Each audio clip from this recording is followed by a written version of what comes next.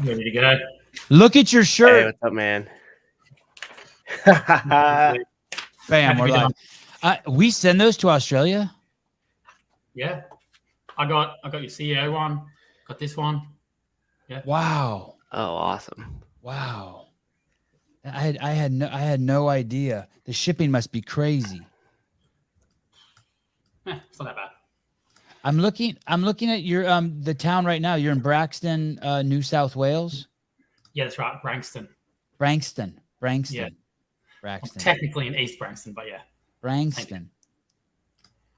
Small little town inland from like Newcastle is our biggest like city that people might know. 2016 census, 1,991 people in Branxton. Yeah. 87.2% of them are serial killers. Wow. No, 87.2% of people were born in Australia. 93.5% of the people spoke only English at home. 34% are Catholic. Why was our... Oh, we're early. I was scared. The numbers climbing. Hey, Jacob, is it surrounded by big? Are you the biggest town in the area, or? Not really. So we're pretty central to three medium-sized towns, I guess. You got like Singleton, which is 20 minutes away. How many people there? Oh shit! I'd say like 50,000, maybe. Okay, so that's the big city. Yeah. Oh, and then that's 20 minutes away. 20 minutes away is Cessnock, which is about 70,000, and then another half an hour, 20 minutes away is Maitland, which is a bit bigger again. I think it's like 100,000. Do you see cows every day? Like you live in that kind of? Yeah. Like if you go to the store, do you see a cow somewhere? If I walk out my front door, I can see horses. Shit. Wow.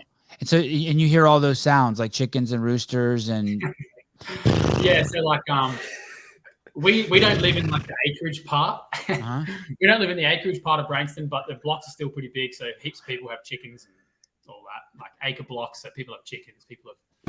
There's a house I walk past every day that has llamas in their front yard. Are you born and raised there? No, not at all. I was born 4 or 5 hours south of here, another smallish town named Nowra. It's like south of Sydney. But born there, but lived all over Australia. Yeah. And always in Australia? No, I lived in the Middle East for 5 years when I was young. When you were in the military?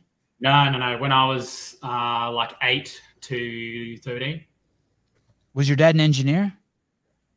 Yeah, he ended up being an engineer. Yeah. See that, Souza? See that, Souza? You're getting psychic now with your questions. Those fuckers import engineers like they're just building shit over there. So they're just like, oh, yeah, Jake's dad's an engineer. We'll just bring him over here. Yeah, he worked in like oil and gas, so yeah.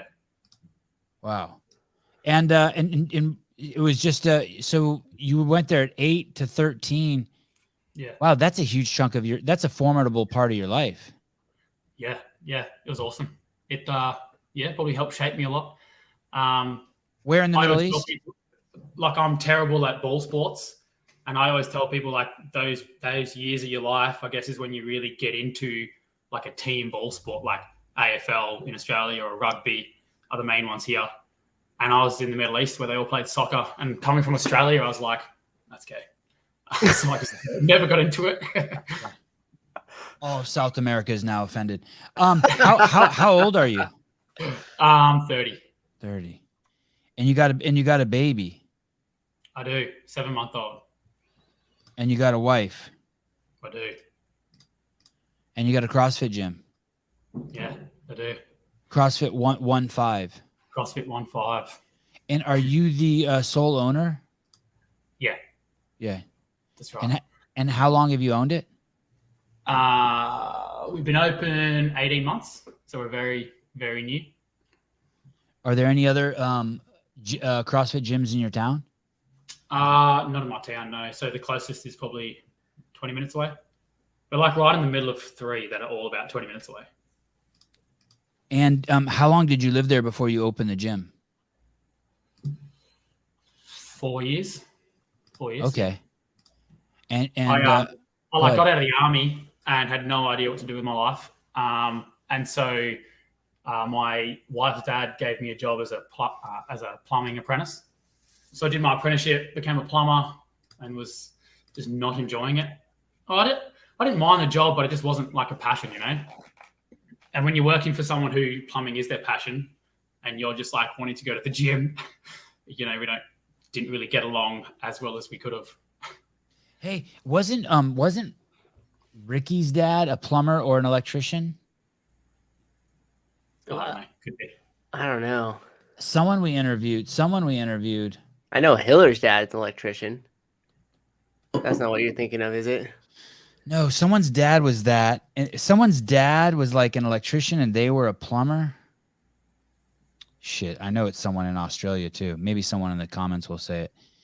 Does he drink Foster's? Jeff, take your racist ass back to where you came from. No one drinks Foster's. Yeah, no one drinks Foster's. We know that. Yeah, yeah. And look at this guy's just hammering you. Thank you for giving us Outback. They don't even. Damn it, Jeff. Jeff will grow on yes, Spicoli's definitely Australian for sure. Jeff will grow on you. Spicoli from Fast Times at Ridgemont High. Do you know that movie? No. Can you bring up a small clip of that for? You weren't even born when that movie came out, and Sean Penn played this guy. His name was Spicoli. But before we dig in, Jake, I was thinking just now, I don't think I've ever asked. I've always wanted to ask the affiliate owners that I've had on this question, but I always think I forget to ask it. So I'm going to ask in the beginning. What would you say to someone who is, let's say one of your members or one of your friends, let's say one of your friends in another city. Okay, here we go. Oh, can you actually play something? Did you recognize him now, Jake? No? I recognize the actor, but no, not at all. I can try to play something. They're kind of longer. Let me see if I could figure something out. Are you on a computer? Yeah. That's amazing. How is it that we have dudes who are in towns with 3 million people and they're still doing podcasts on their phone? This guy fucking lives next door to a llama and he's actually got a computer screen. What the fuck is wrong with the world? In their cars and shit. I know. Well, I appreciate you being sophisticated enough having a computer. Most 30-year-olds think it's like it's too much horsepower for them. What would you say to one of your friends in a town who wanted to open a gym? If he's like, dude, I really want to open a gym. I want to open a CrossFit gym. What would be the first thing you'd say to him? Is there any other gyms in your town? So, like our town. Okay, and I'll answer that. There's 120. There's 3, and they're all about 20 minutes away from this one spot that I found that I want to open a gym. Yeah, go for it. Start small. Don't overreach. What does that mean? Oh, I had to. Oh, well, I didn't personally. My wife kind of reined me back in when I was setting up the gym. But you want to so gyms I've trained at, you're talking 15 to 30 people in a class, and that's your vision of CrossFit gym, right? And so setting up a CrossFit gym in a small town, I'm like, yeah, I want to set up a CrossFit gym, big facility, 15, 30 people in a class, that'd be awesome. But the wife was like, oh, let's start small. And I'm glad we did, because I'd have classes with one person in it most days, every day for the first 6-8 months. So if I overreached with, I don't know, renting a facility or pumping heaps of money into it, you wouldn't last long, most likely. And did you have a space when you first started, or did you just use your house? Just my house. So I'm on a quarter acre. Yeah, quarter acre. We've got a 12 by 7 meter shed, which I'm not a shed using man, I don't have stuff in there. So I was perfect. It was empty, my home gym already. So I just set it up. That's 40 by 20. Oh yeah. Okay. Here, let's see. Let's play. This is just going to be a short one that kind of sums it up here. Here we go. Good job, Souza. Good work. Oh, you're right. Hey, you guys had shirts on when you came in here. There's something happened to him, man.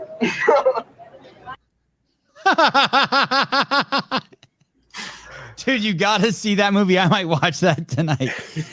What was that movie called? I'm gonna write it down. Fast Times at Ridgemont High, and there's nudity in it, and it's good. It's good nudity. It's fun. I'll watch it straight after this. 100%. Yeah, it is so ridiculous. And then you should find Jeff and kick his ass. The guy who said, "Did you guys give us Spicoli?" Because he has like 2 brain cells. Oh my goodness. Okay. So tell me that.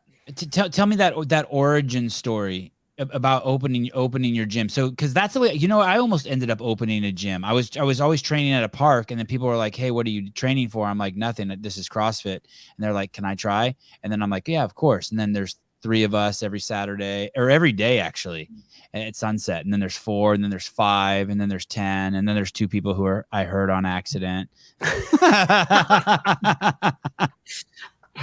Yeah. So like I was plumbing, and every day I'd be looking at the clock like, so it's 45 minutes from this job to the gym. If I leave by this time, I'll be able to get there for the 5 class. Sweet. And I'm just trying to get to the gym every day. And a CrossFit gym. A CrossFit gym, yeah. CrossFit Maitland. CrossFit what? Maitland. Maitland? Yeah, Maitland. Okay. Yeah, and I was just trying to get to the gym, and like my plumbing was obviously suffering for it. And I was just, making fuck ups at work when I was plumbing, and just not really my thing. And I thought to myself, like, what am I doing in my spare time? I was coaching at that CrossFit gym as well, like here and there. I was like, what am I doing in my spare time? I go to the gym. Like, can you get paid for that? Yeah. Am I good at it? Yeah. I'm okay. I was like, I'm just going to open a gym. And like I'd always fantasized about opening a gym. Like since I started CrossFit, I started it in CrossFit Perth in like 2011 or 12. And yeah, I always wanted to open a gym. Like I've watched, there's a YouTube video. It's got like 10 videos or so. They're like old as shit. And I don't know, they probably have like 100 views or something, but it's some CrossFit owner going through how to like set up a gym and like just going the play by play. Like this is how he did it and how he grew. And I'd watched them like years and years ago and always like fantasized about it. And then I was like, well, it's a possibility. I might as well do it. Yeah. And that was that. And was there a crossover? So then when you say you opened it, you have a 40 by 20 foot shed on your property. Yeah. So I was still plumbing, and everything all the research I'd done to people that had done the shift, like from a full-time job to opening a gym, say like grow the gym in your spare time until it's big enough that it's paying you your wage kind of thing, and then make the switch. And I was like, easy, right? But that just was not working. I was coaching. I had a few PT clients. I was like going to some people's houses to do PT at their house. And it was mainly PTs. And I'm like, you're never going to grow a CrossFit gym if you can't offer like 4 classes a day minimum. Mm-hmm. And people choose when they come. Like I'm not going to be, oh yeah, Mondays, Thursdays at 5, I have a class and that's it. Like, I just thought I got to go all in. So I quit my plumbing job. My wife had just finished studying at uni to be a teacher, and she just got her first full-time job as a teacher. And so we kind of did this like dynamic shift of like, now she was earning enough to support us. And so I was able to start the gym, start offering classes. We had plenty of classes with like 0 people rock up for like months and months and months. But I might have 1 class with 1 person on a day. Yep. Sweet. Awesome. You remember that you went through that too, Sousa? A little bit. Mine was slightly different because I purchased an existing CrossFit gym, but as we expanded out the schedule and as the ownership shifted and stuff like that, yeah, I remember the days. 1 person, 2 people, nobody. You got to cultivate those early members too. That's your bread and butter right there. Yeah, and like so like it's on our property at the back, and our bedroom window looked out to like our driveway that goes up to the back. So like 7 a.m. We're in residential, so we can't have early classes, but like 7 a.m. would come around, like 6:45, I'd kind of wake up and sit on the end of my bed and just look out the window, ready to like lightning fast get dressed. I'm like, oh, fuck, Karina's here. Clothes on, out to the gym. Let's do this. And would you be pumped when you'd see people? You'd be like, yes. Yeah, I'd be like, let's go. Let's do some CrossFit. And how many members now? 43. Wow, in a town of 1,900 people. Mm. And are you still on your property? Yeah, still are. We actually just added put a slab out the side of the shed and added like a little outdoor area with a rig, just more space. It reminds me of Tanya Wagner's old gym. I remember when we visited her gym, she had like her gym was on her property of her house too. She had a barn. Oh, that's your outdoor area. Yeah. Oh, that's nice. It is. Nice rig. Hey, is that your neighbors adjacent to you, Jake? Yeah, they just finished building that house. They like. Oh no, you're fucked, dude. They're built up high and they like look straight into our backyard. Everybody doing rope climbs, waving at them. No, yeah, that's what I set it up. Are they gonna mess with you and say you're not zoned for that? Nah, so the dude next door, she signed up this morning. Oh wow. Perfect. Yeah. So good. Wow. And we've had he's done CrossFit before and he comes in, he's like, yeah, sweet, I've done CrossFit before. I'm like, I'm the lotto, mate. I moved in next to a CrossFit gym. Yeah. Wow, that's awesome. That is awesome. They sell these you've probably seen them like junipers. Rich people have them like all over like Beverly Hills and Los Angeles. They're super fast growing. They can grow like anywhere from like 6 feet a year. They're like torpedoes. And they'll grow like 30 feet in the air. You know what I mean? And they're pretty awesome. You could plant a row of those between you and that guy. And it would be nice. I mean, it would be a nice. Yeah. He's got like his fence still hasn't gone up yet because it's a brand new house, but I'm waiting for that fence to go up and be like, okay, what's the situation? Like, how much can they actually see into our yard? Because we've got these big double doors across the back of our house, and like they just look straight down into our house. What's the weather like? I walk around naked all the time, so I'm like, my wife is like, you're gonna have to stop doing that. I'm like, no, I don't. Yeah, no. Go look somewhere else. Look away. Have any of your members ever come over and seen you naked? Like, oh shit. No, but like that. Have they seen your wife naked? No. Open gym is a different experience over there. Yeah. We just that outdoor area. It's a new like access way to come into the gym. So we subdivided our land, and so there's a big concrete driveway going up that side. And so now we can walk along the driveway straight onto the mats, and you're in the gym. But we used to have to walk up the opposite side of the house, which is just along the grass and down the side of a house. And like we got 2 main windows that look into our living area, like right where people walk in. Do you own that place? Hey? Do you own the place? Yeah. Well, the bank owns most of it, but yeah. Oh, that's awesome. That's awesome though. But you're working to own it. Oh yeah, 100%. Funny story with the house actually. We when we moved in here, it was like an absolute shitbox. Like it's a completely different house now. And after so we opened like the gym. Old and dilapidated and shit, like the floors and just disgusting, gross carpets, rats, the whole shebang.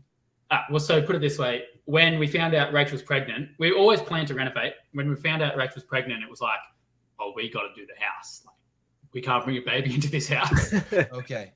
Yeah. The house is actually old. It's like it was originally built when we renovated. We were pulling newspaper off the walls. We found some dates saying 1910. So. Okay. Oh wow! How many bathrooms does it have? It used to have one. Okay. It had this one bathroom with like a pink cast iron bath. The toilet was like originally an outhouse, but they had done some extensions to like a hole in the ground. Include that in the house. And so, like, we'd been open for not long. March we opened, and then around June, whatever that lines up, we found out Rachel was pregnant. We're like, oh, we're doing the house. And we moved out of the house to live with friends who are members at the gym. And just renovated the house, full back to frame, knocked the back half off, like fully redid the house. So it's pretty much a new house now, which is awesome. Yeah. Do the members use that one bathroom? So like if I'm working out at the gym there, do I have to like go through your living room and like use the bathroom? Nah. So being a plumber, I put a bathroom into the shed. Yeah. Nice. Ooh. Okay. Ooh. So they have their own bathroom. They go mess not up to code, but whatever. Hey, is there a good fan in there? Like if it's a small shed, if someone takes a deuce, does everyone know, or you got a good strong? There's like one of those little like on the wall, sucks the air out a little bit fans. It's close to rough. Wow. So that's pretty fascinating. Do you expect what did you think the capacity was when you opened there? Yeah, so when that sounds like a shit ton of people for that spot. Mm-hmm. It's not too bad at the moment. So we cap our classes at 6, just for space. And we're set up with like 3 rows, 3 bikes, enough barbells for 6 people. And I'm not going to change that. And so 4 classes a day, 6 people a class, 1 class on a Saturday. We think around 50, maybe 60 members would be like, okay, this is getting a bit loose. People not being able to book in and whatnot. So just going to face that challenge when it comes. Yeah, why did you join the Army? That was just like the whole like no plan B, right? So I've had no plan B with everything that I go into. So like joining the Army, that was my trajectory for life from birth. Like my dad was in the Army for like 37 years. My stepdad was in the Army. Wow. I got a stepbrother in the Army. I got 2 brothers in the Army, 2 sisters in the Army, a stepmom in the Army. Yeah, we're Army family. Wow. And you knew how old were you when you knew? Oh no, young. As soon as I was running around playing make-believe, it was always make-believe guns, you know? So like how some kids are like, man, I can't wait to go to college and get married and take out a 30-year loan and fucking work my ass off being a fucking executive at Target. You were like, I'm going to the Army. 100%. So like, and how about your wife's family? Are they Army people? No, not at all. How about your kid? Is your kid going to be an Army person? If my wife has anything to say, she'll probably say, hopefully not. Okay, understood. I would say like it's a good experience, but if he wants to, whatever. Right. Okay. Sorry, you were about to tell a story, Army story. Yeah. So like the youngest you can join the Army in Australia is 17, but you can start the paperwork when you're 16 and a half. Right. And that's when I called them on 16 and 6 months. I called. You can buy a box of condoms at 17, but you can't use them till you're 18. They just keep them at the store. My dad gave me condoms when I was, I don't know how old I was. When I was probably in the 7th grade. I didn't use them until I was 18. Hopefully I got some new ones. Okay, sorry, go on. Okay, so you started the paperwork at 16. Yeah, at 16, 6 months, started the paperwork, signed the dotted line at 17. The Army was full at the time, like the regular Army. Our Army is tiny, by the way. So we have 2 divisions, 1 div and 2 div. The first division is full-time Army. Second division is Army Reserves. Kind of like your National Guard, I think, is similar. Whereas you guys have like fucking 100 divisions or some shit. And neither of our divisions are full. And how many in the Australian Army? In 2019, there were 59,000 people. Yeah, so like that's kind of big for dudes who are stuck on an island. The statistic is our whole army could fit in the MCG, which is like the Melbourne Cricket Ground. Okay. So our whole army could fit in 1 stadium. Yeah, it's not that big. Not very big. Yeah. We better keep them dispersed, otherwise. For active and for the active and the reserves, the total is 85,000. So I joined as a reserve at the start because the regular infantry was full.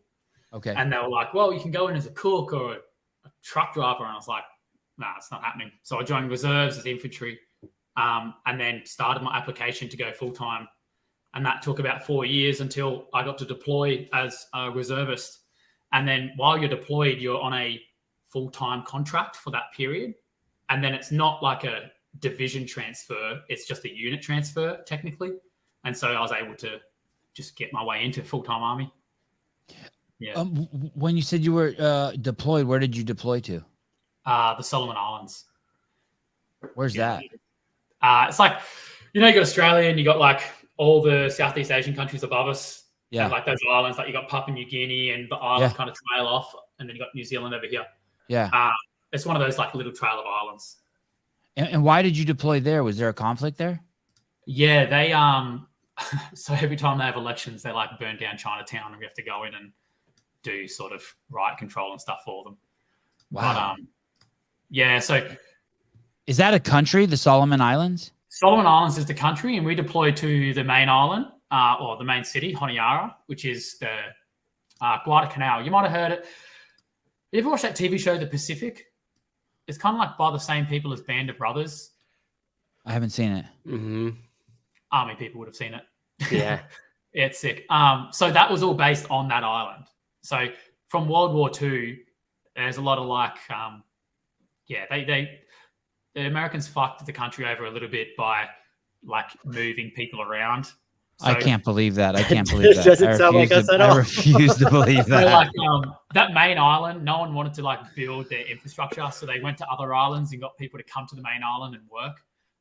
But then when they left, they just left, and so there's all these people living on the main island who aren't part of the local tribes and are now like, well, this is our land, and all the local tribes are like, no, it's not, and so they have conflict. And so we have, Dominican Republic and Haiti are like that too. Dominican Republic and Haiti are basically they're the same island, and they took like a million Haitians to work in the Dominican Republic, and then the jobs were gone, and then the people were just stuck there. Yeah, no passports, no IDs, no fucking nothing. It's crazy. Lucky Camera Straps, $20. Got here late, stoked to see an Aussie affiliate owner on the podcast.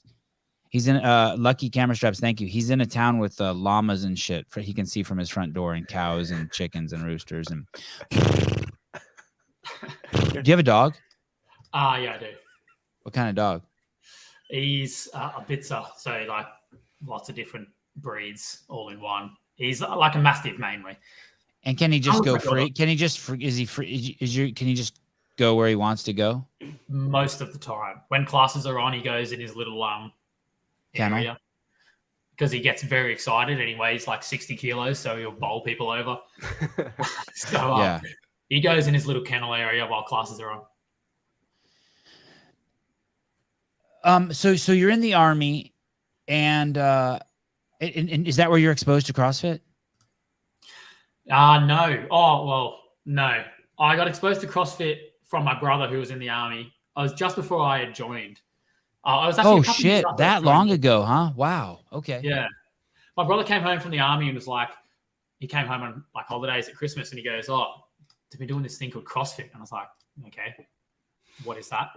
And we had like the rusty. Is this 2010 or 2009? Nah, this would be in 2013-ish. 13, okay. Typical Army time, sleeping. In the cage there. Yeah. But yeah, he come home and he was like, oh, do you have a barbell? And I was like, no. Well, we got this rusty thing, like, you know, the screw-on ends and just rust, like lives outside. And we would have put like 5s on each side. And he goes, oh, this is a thruster. Like you squat down and then and I was like, oh yeah. And we did that in the backyard. And I was like, okay. And so I searched CrossFit. CrossFit Perth came up. It was like 5 minutes from my house. And yeah, I did my fundamentals. I walked in on like the Monday, booked in for that afternoon to do my first one. Then I went Wednesday and Friday that same week.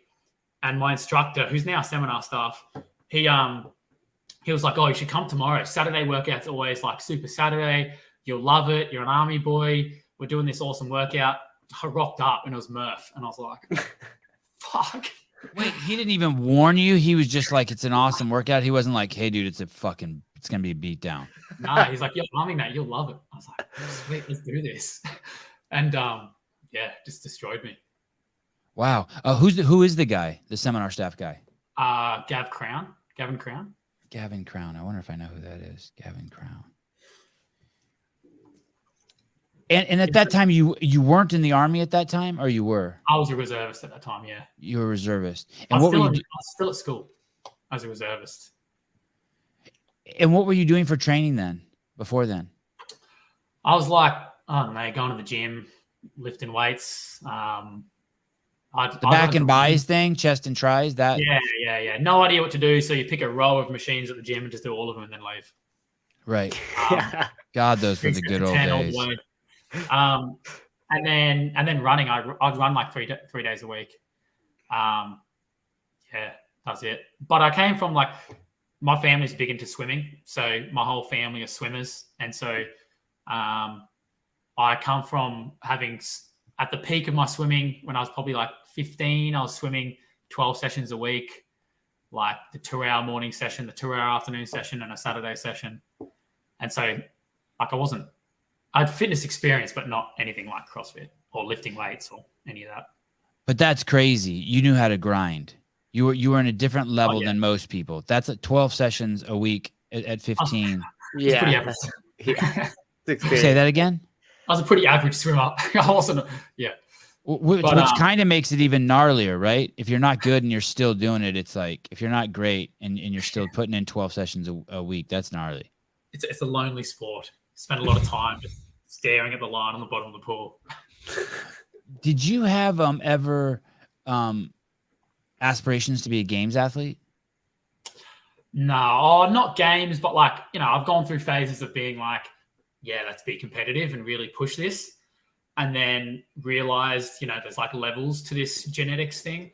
And like, so I would, a few years back, I was like, yeah, let's really push and see how fit I can get. And I started doing stupid amount of training, and I'd train for 3 weeks and then just die and need a week off, and then train for 3 weeks and then die and need a week off. And I just can't handle the amount of volume that, games athletes do.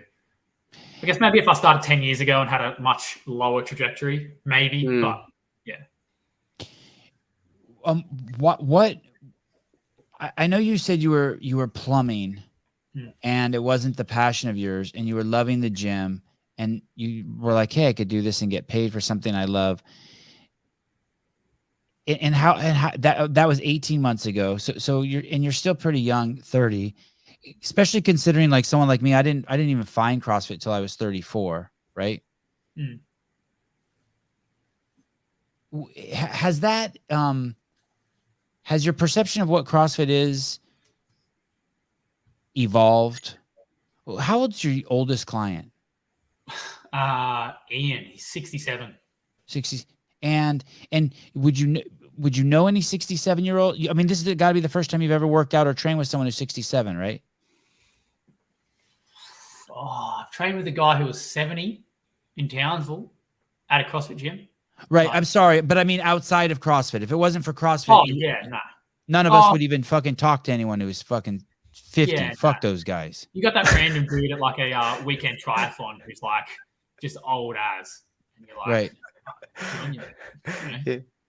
And so when now that you're around those, has your perception changed from 18 months ago or 36?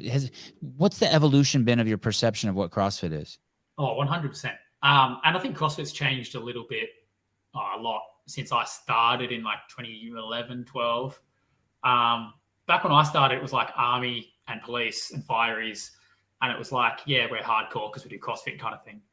And like on a day where there's running and it's raining, you would have more people rock up because they're like, fuck yeah, like we run in the rain, let's go, and I guess as it's expanded to being open to more people, which is awesome, you get people coming in the doors that isn't like, they don't know that side of CrossFit. So they're there to be like, it's a gym, right? Like we do gym things. They don't know anything about CrossFit. And so it's gone away from that a lot, I think, over the time that I've been doing CrossFit.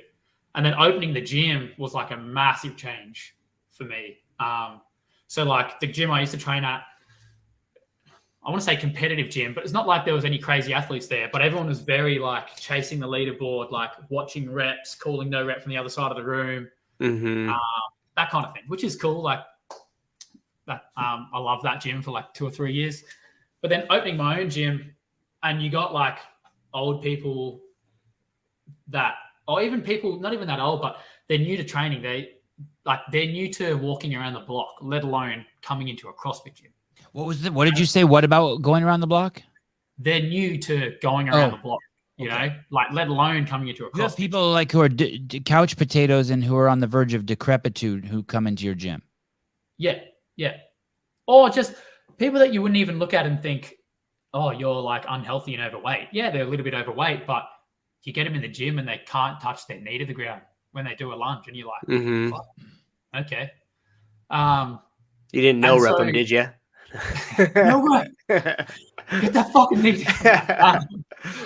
But yeah, so like as a business owner, like as a coach at that old gym, I would be like, no, we've got to get that knee to the ground, you know, like don't count that rep. But as a business owner, I'm like, shit, they're not going to want to come back if I do that. Like, and that's worst case. So yeah, like changing things up to be like, hey, I'm not going to no rep people. I'm going to coach them. Yeah. Yeah. And it's also nice too, because now you've extended it. You're like, hey, in a year, we're going to get your knee to the ground. And you're also thinking, cool, lifetime value of the customer just went up. Got them for Yeah, a year. They're 100%. going to want to get that knee to the ground. Right. So Yeah, you're so thinking that of the long term. I did not have that mindset before I owned my own gym, you know, which I think is like obviously a good change. Mm-hmm. Yeah, it's maybe changing for the wrong reasons. You're doing it to save the company economically, but really it's a better way to help people too. Mm-hmm. Yeah. It's a win-win. Yeah. It's not like, hey, sorry, you can't do the movements. You got to leave. It's like, oh, cool, we're going to work on this and you're going to keep paying me. Yeah, which like is CrossFit as well, you know, like scaling and getting people to this, to an RX lunge, you know? Yeah. At 34, I find CrossFit and I just want to get super duper fit. Like I really just want to be super duper fit. And I remember Tony being like, hey, you should compete in the women's division at the 2008 games. And I'm like, yeah, I'll fucking do it. I'm going to do it. And I ended up making every second count, so I didn't do it. But I just wanted to get just so fucking fit. And I don't know if I had games aspirations, but in 2007, 2008, 2009, I could do all the games workouts. And then in 2010, I can't remember, there was a workout in there and I'm like, fuck, I can't even do that one. And that was like, what was it? Amanda. I don't know. I'm just guessing. 135 squat, snatch, and ring muscle ups. That was in 2010? I think so. It was a Friday night workout. Okay. I think that I probably could have figured that one out though. And I could have done it. I think there was something with a deadlift. Like I couldn't even do it. Like if I had 3 days, there was something like I just could not do. Yeah. I couldn't pull it. Was there a deadlift in that game? Do you remember? I can't remember off the top of my head. No, might've been the 315 box jump. Because I think that reached. Yeah, maybe that was it. Maybe that was it. 2 years yeah, later. that may have, because I think that was like my PR 315. So, by then I'm 39. So when I think of you, Jake, and then it wasn't without from there literally like years and years of Greg Glassman explaining to me, hey, we have the cure for the world's most vexing problem. That it fucking finally hit me. I think of this Venn diagram. It's kind of what you were you were saying. There's people who did CrossFit to be badasses, right? And there's that circle, and then there's this circle. There's people who do it for GPP because they know that this methodology will keep you safest in your line of work, whether you're a soldier, police officer, firefighter. If you need to grab a baby out of a burning building, you should be doing CrossFit, and your chances of survival skyrocket. And then in the middle where those two crosses save your life, the badass and for both of them, they're just getting healthier. Has that crept into you yet? I know you're still so young. Has it crept into you like, holy shit, I'm not just giving people pride because we can all wear CrossFit shirts because we can all do fucking 20 strict pull-ups, but has it crossed into you that, oh my God, I'm fucking saving people's lives? Like Mike, we are in a tsunami of fucking chronic disease. People are dying all around us by the millions on the planet. And you have the answer. You have that pyramid, nutrition and movement. And you're like, well, hey, come over here. I'll save your life. And your generations to come. Like, or are you too young to even go there yet? Yeah, no, like, I see it in members at the gym already. Like, we've got a member who like that couldn't touch the knee to the ground in the lunge. And then 8 months of training and she goes on holidays and walks up the mountain. I was like, shit, that's awesome. Mm-hmm. Yeah, her quality of life skyrocketed, right? Yeah, gave her freedom. Gave her freedom. Yeah. Yeah. So I get emotional talking about it. Oh, good. I thought you were like, fuck, no. What the fuck is Sevan talking about? Good. Okay, no, you're getting about it. Good. Let's hear it. What's he talking about? This shit don't make you healthy. This is to get chicks. Oh, good. Good. Tell me. Get emotional. Let me hear it. So like I got a member, Lisa. She's got 2 knee replacements, 2 titanium knees. And after like 3 months of training, she comes in. She's like, I can lift my leg up and put it in my gumboot without like bending over. And I was like, shit, that's sweet. Yeah. Do you cry right there when she tells you that too? A little bit. Or you're like, I got to take a piss. Yeah.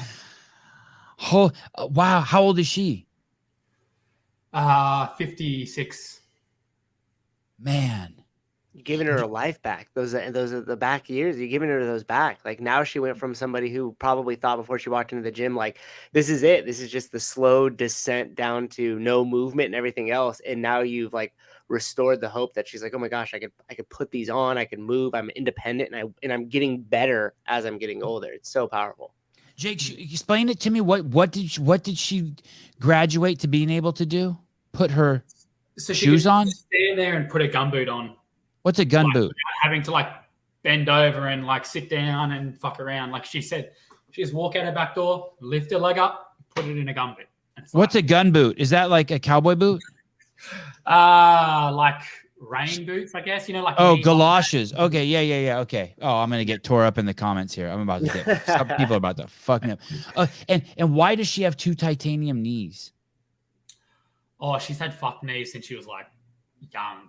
She had a patella removed when she was like a teenager or something. So her knees were shot from the beginning. And then her knees are probably like 8 years old or something now. So yeah, she's had her new knees for like 8 years or something like that. Yeah. How long has she been a client? She was like one of my first. So yeah, like 18 months. And when she comes in, are you like, oh fuck, what am I gonna do with this?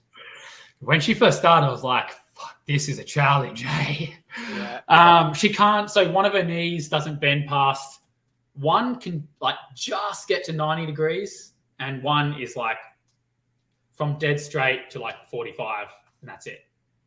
And so she started off squatting to a bench with a bunch of plates. Now she squats to a bench. Yeah. 18, and do you know her family? She's like a local Branxton person, so I don't know her family like personally, but like, yeah, my wife's family, who's all local, they kind of know her family. She teaches, she's a teacher's aide at the same school as my wife, so they work together and stuff. So yeah. Is she tripping? Why did she come in there? Shouldn't she have just gone somewhere and died, like gotten in a wheelchair and rolled away? Like, why did she go in? Why does someone like that come into a CrossFit gym and think, how did she know that you could work with her? She didn't.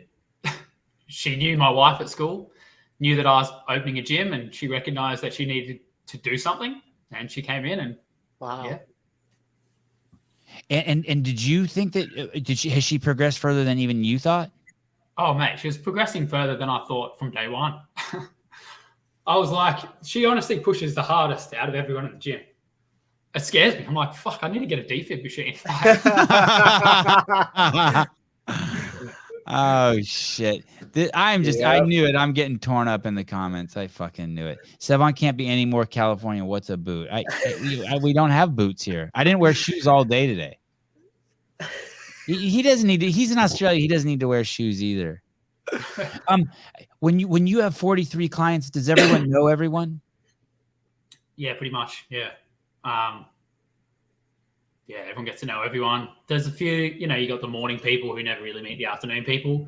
Mm-hmm. You sort of have that, but not really. I guess there would be one member there who doesn't know that member, but not really. Like everyone pretty much knows everyone.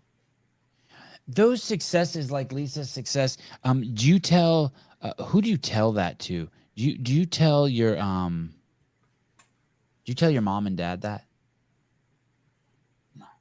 No. Do you tell your wife? Oh yeah. I come down and tell my wife everything. Yeah. Dude, someone spit on the floor in the middle of the workout. I'll fucking beat them. Yeah. Those 2 members, I saw them kissing in the parking lot. I knew it. Yeah. And any sparks in your gym? I won't ask too many questions about that, but and you seen any sparks, like you're coaching and you're like, dude, those two not stand any closer together? Jesus Christ. Partner workout. Not yet, but it's a CrossFit gym, so it's inevitable. Right. Right. Yeah. You are you happy? Are you happy doing what you're doing? Yeah, it's awesome. It's just like my perfect day is go coach, and my house is right here, so I coach, come down, get to spend heaps of time with Archie, and then go coach again. Sweet. You have I two always kids? say, like, when we move into a bigger gym, I'll probably just like, and say I have a coach that coaches every class, I'll probably like hang out at the gym, and yeah, that'll be my life anyway. So Mm-hmm. Did you say you have two kids? no, just one. Okay, so when you said you hang out with the two, you mean you hang out with your wife and your kid? Yeah, I said I hang out with Archie, which is, my son's name. Oh, that's awesome that you get to do that. Does Archie ever come in the gym while you're coaching? Yeah. Rach brings him up all the time. She comes up, says hi to all the members, and Archie's with her all the time. So, yeah. God, it He sounds like you. watches me coach, watches me train, watches Rach train. Rach is about to do a level 1, so he'll watch her coach. Oh, awesome. She is going to do a level 1? Yeah. And why is that? Just take a bit of pressure off me. Like, I was really sick last week, and so like we managed to have all our classes covered, but like That was that vaccine you took, by the way. But go on. We'll talk about that later. could be. But like, yeah, she would be able to You go got the up booster until 8 days ago, and you got 6, 7 days ago. Is that what you're telling me? No. Go on. Oh, sorry. goodness. I just can't resist. I'm sorry. It just comes out. It doesn't even. It's an impulse. Yeah. So you were really sick, and she wanted to take some pressure off you. Yeah, and it's just And you don't respect how hard she works at her other job as a teacher. She actually just went back to work 1 day a week as a teacher. So I mean, the other 4 days a week, get to coaching. Let's go. Yeah. You got time before you go to school. Do the morning classes. You can do the 7 class. It's all good. I can sleep in. When did you take your L1, and did you take it because you wanted to be a coach, or you wanted to learn more for yourself? What was the? I was thinking about this the other day. I first took my level 1 in 2011 or 2012, and it was I'm having trouble with the timeline because I thought you said you did a thruster for the first time in 2013. No, I think what happened there, the confusion was I had the picture up. That picture was from 2013. And at the same time you asked what year it was, I brought that picture up. So he wasn't talking about the thruster. Oh, I've been like, am I going to call this motherfucker picture. out on the? Okay. I'm sorry. I I'm saw like, what that the fuck is going on with this timeline? Okay. Happened there, and also your light Thank hasn't been on, Sevan. Your light hasn't been on. I don't know if that's a. My light? What light? Yeah, it seems darker where you are. I don't know. You don't have a light on? Oh no, I do. No, I do. But do I not seem sharp? Did I have a stroke or something? You look great. Should I go fucking check in? Haven't met like what? The background's brighter. That's all. I put it in the Okay. private chat. I was like, I don't know. I seem okay to you, Jake. I didn't stroke out. I'm 50. If you guys see me like start doing shit, tell me. I just figured we get off and I would tell you. It's like, why did you get earlier? Okay. All right. I'll adjust the light on that show. You're scaring me. My bag of weeds there. I got my Colt Merton playing cards from Wad Zombie.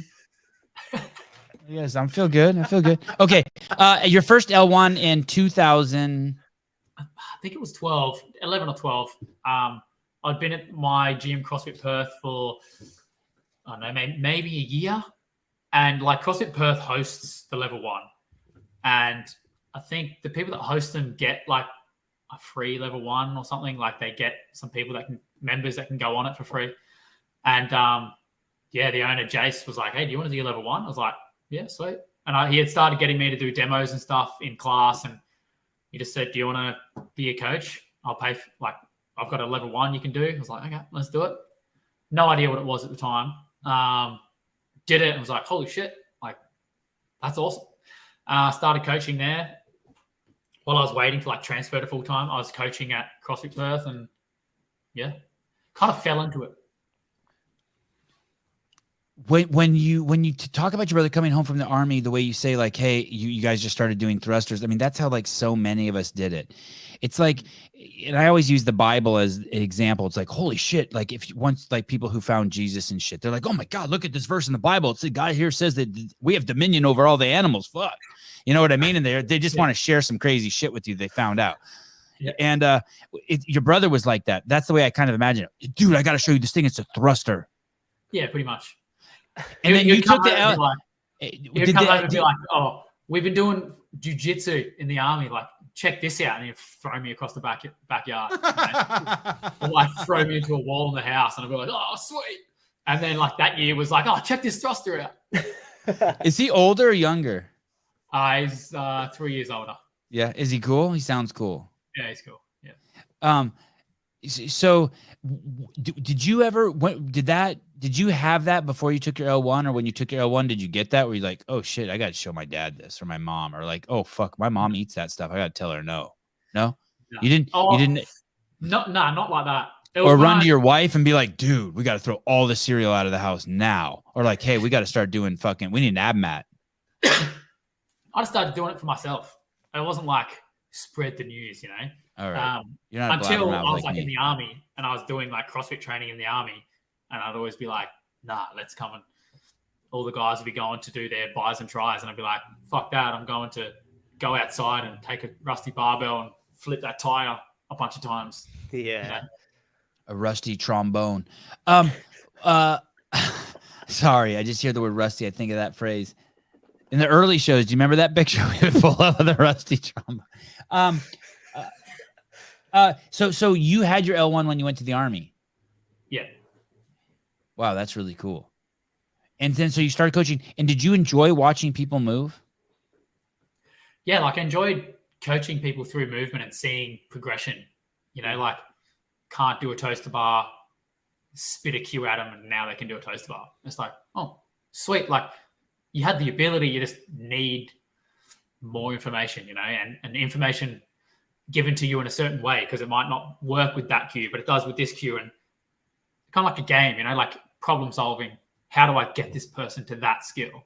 That's what their initial draw was for me. Do you remember the first person you coached that touched you the way Lisa touched you? Were there others? Did you? No, not really. That's probably the first one. Yeah. It's a pretty because everyone else I'd coached up until then was like already fit. You know, I was like getting someone from I don't know, they can do kipping pull-ups to now doing kipping toaster bar. You know, which is cool. That's awesome. Or like getting them bigger numbers on their lifts, which is awesome, but it wasn't like life-changing stuff. Yeah, all of a sudden someone can put their shoes on. Yeah, that's nuts. That is nuts. Yeah, like you said, you set them free. Mm-hmm. Empowering. Did you take the L1? You said the first time you took your L1, you took it again? Yeah, so my L1 expired. And then when I was looking at starting... Like after 5 years, right? It's 5 years? 5 years. Mm-hmm. I was a couple of years out and from it expiring and decided to redo it, which is cool. I got to go down to Sydney, do my level 1. Gav Crown, the dude who did my first ever fundamentals, was my instructor on my second L1. I was like, oh, it's good. Comes full circle. Yeah, that's cool. What do you think? How do you think your wife's going to react to it? I think she knows a lot more than she thinks she knows. She's listened to me talk shit a lot. So, like, my latest thing has been going back and watching all the old Greg Glassman stuff, like just everything Glassman you can find on YouTube. And so she's going to get into a lot of the lectures and be like, this lecture, cool. Oh, yeah. I know what comes from this, you know? Is she nervous? Yeah, a little bit. I think she probably thinks she's not ready for it, but she's definitely ready. Yeah, everyone's ready.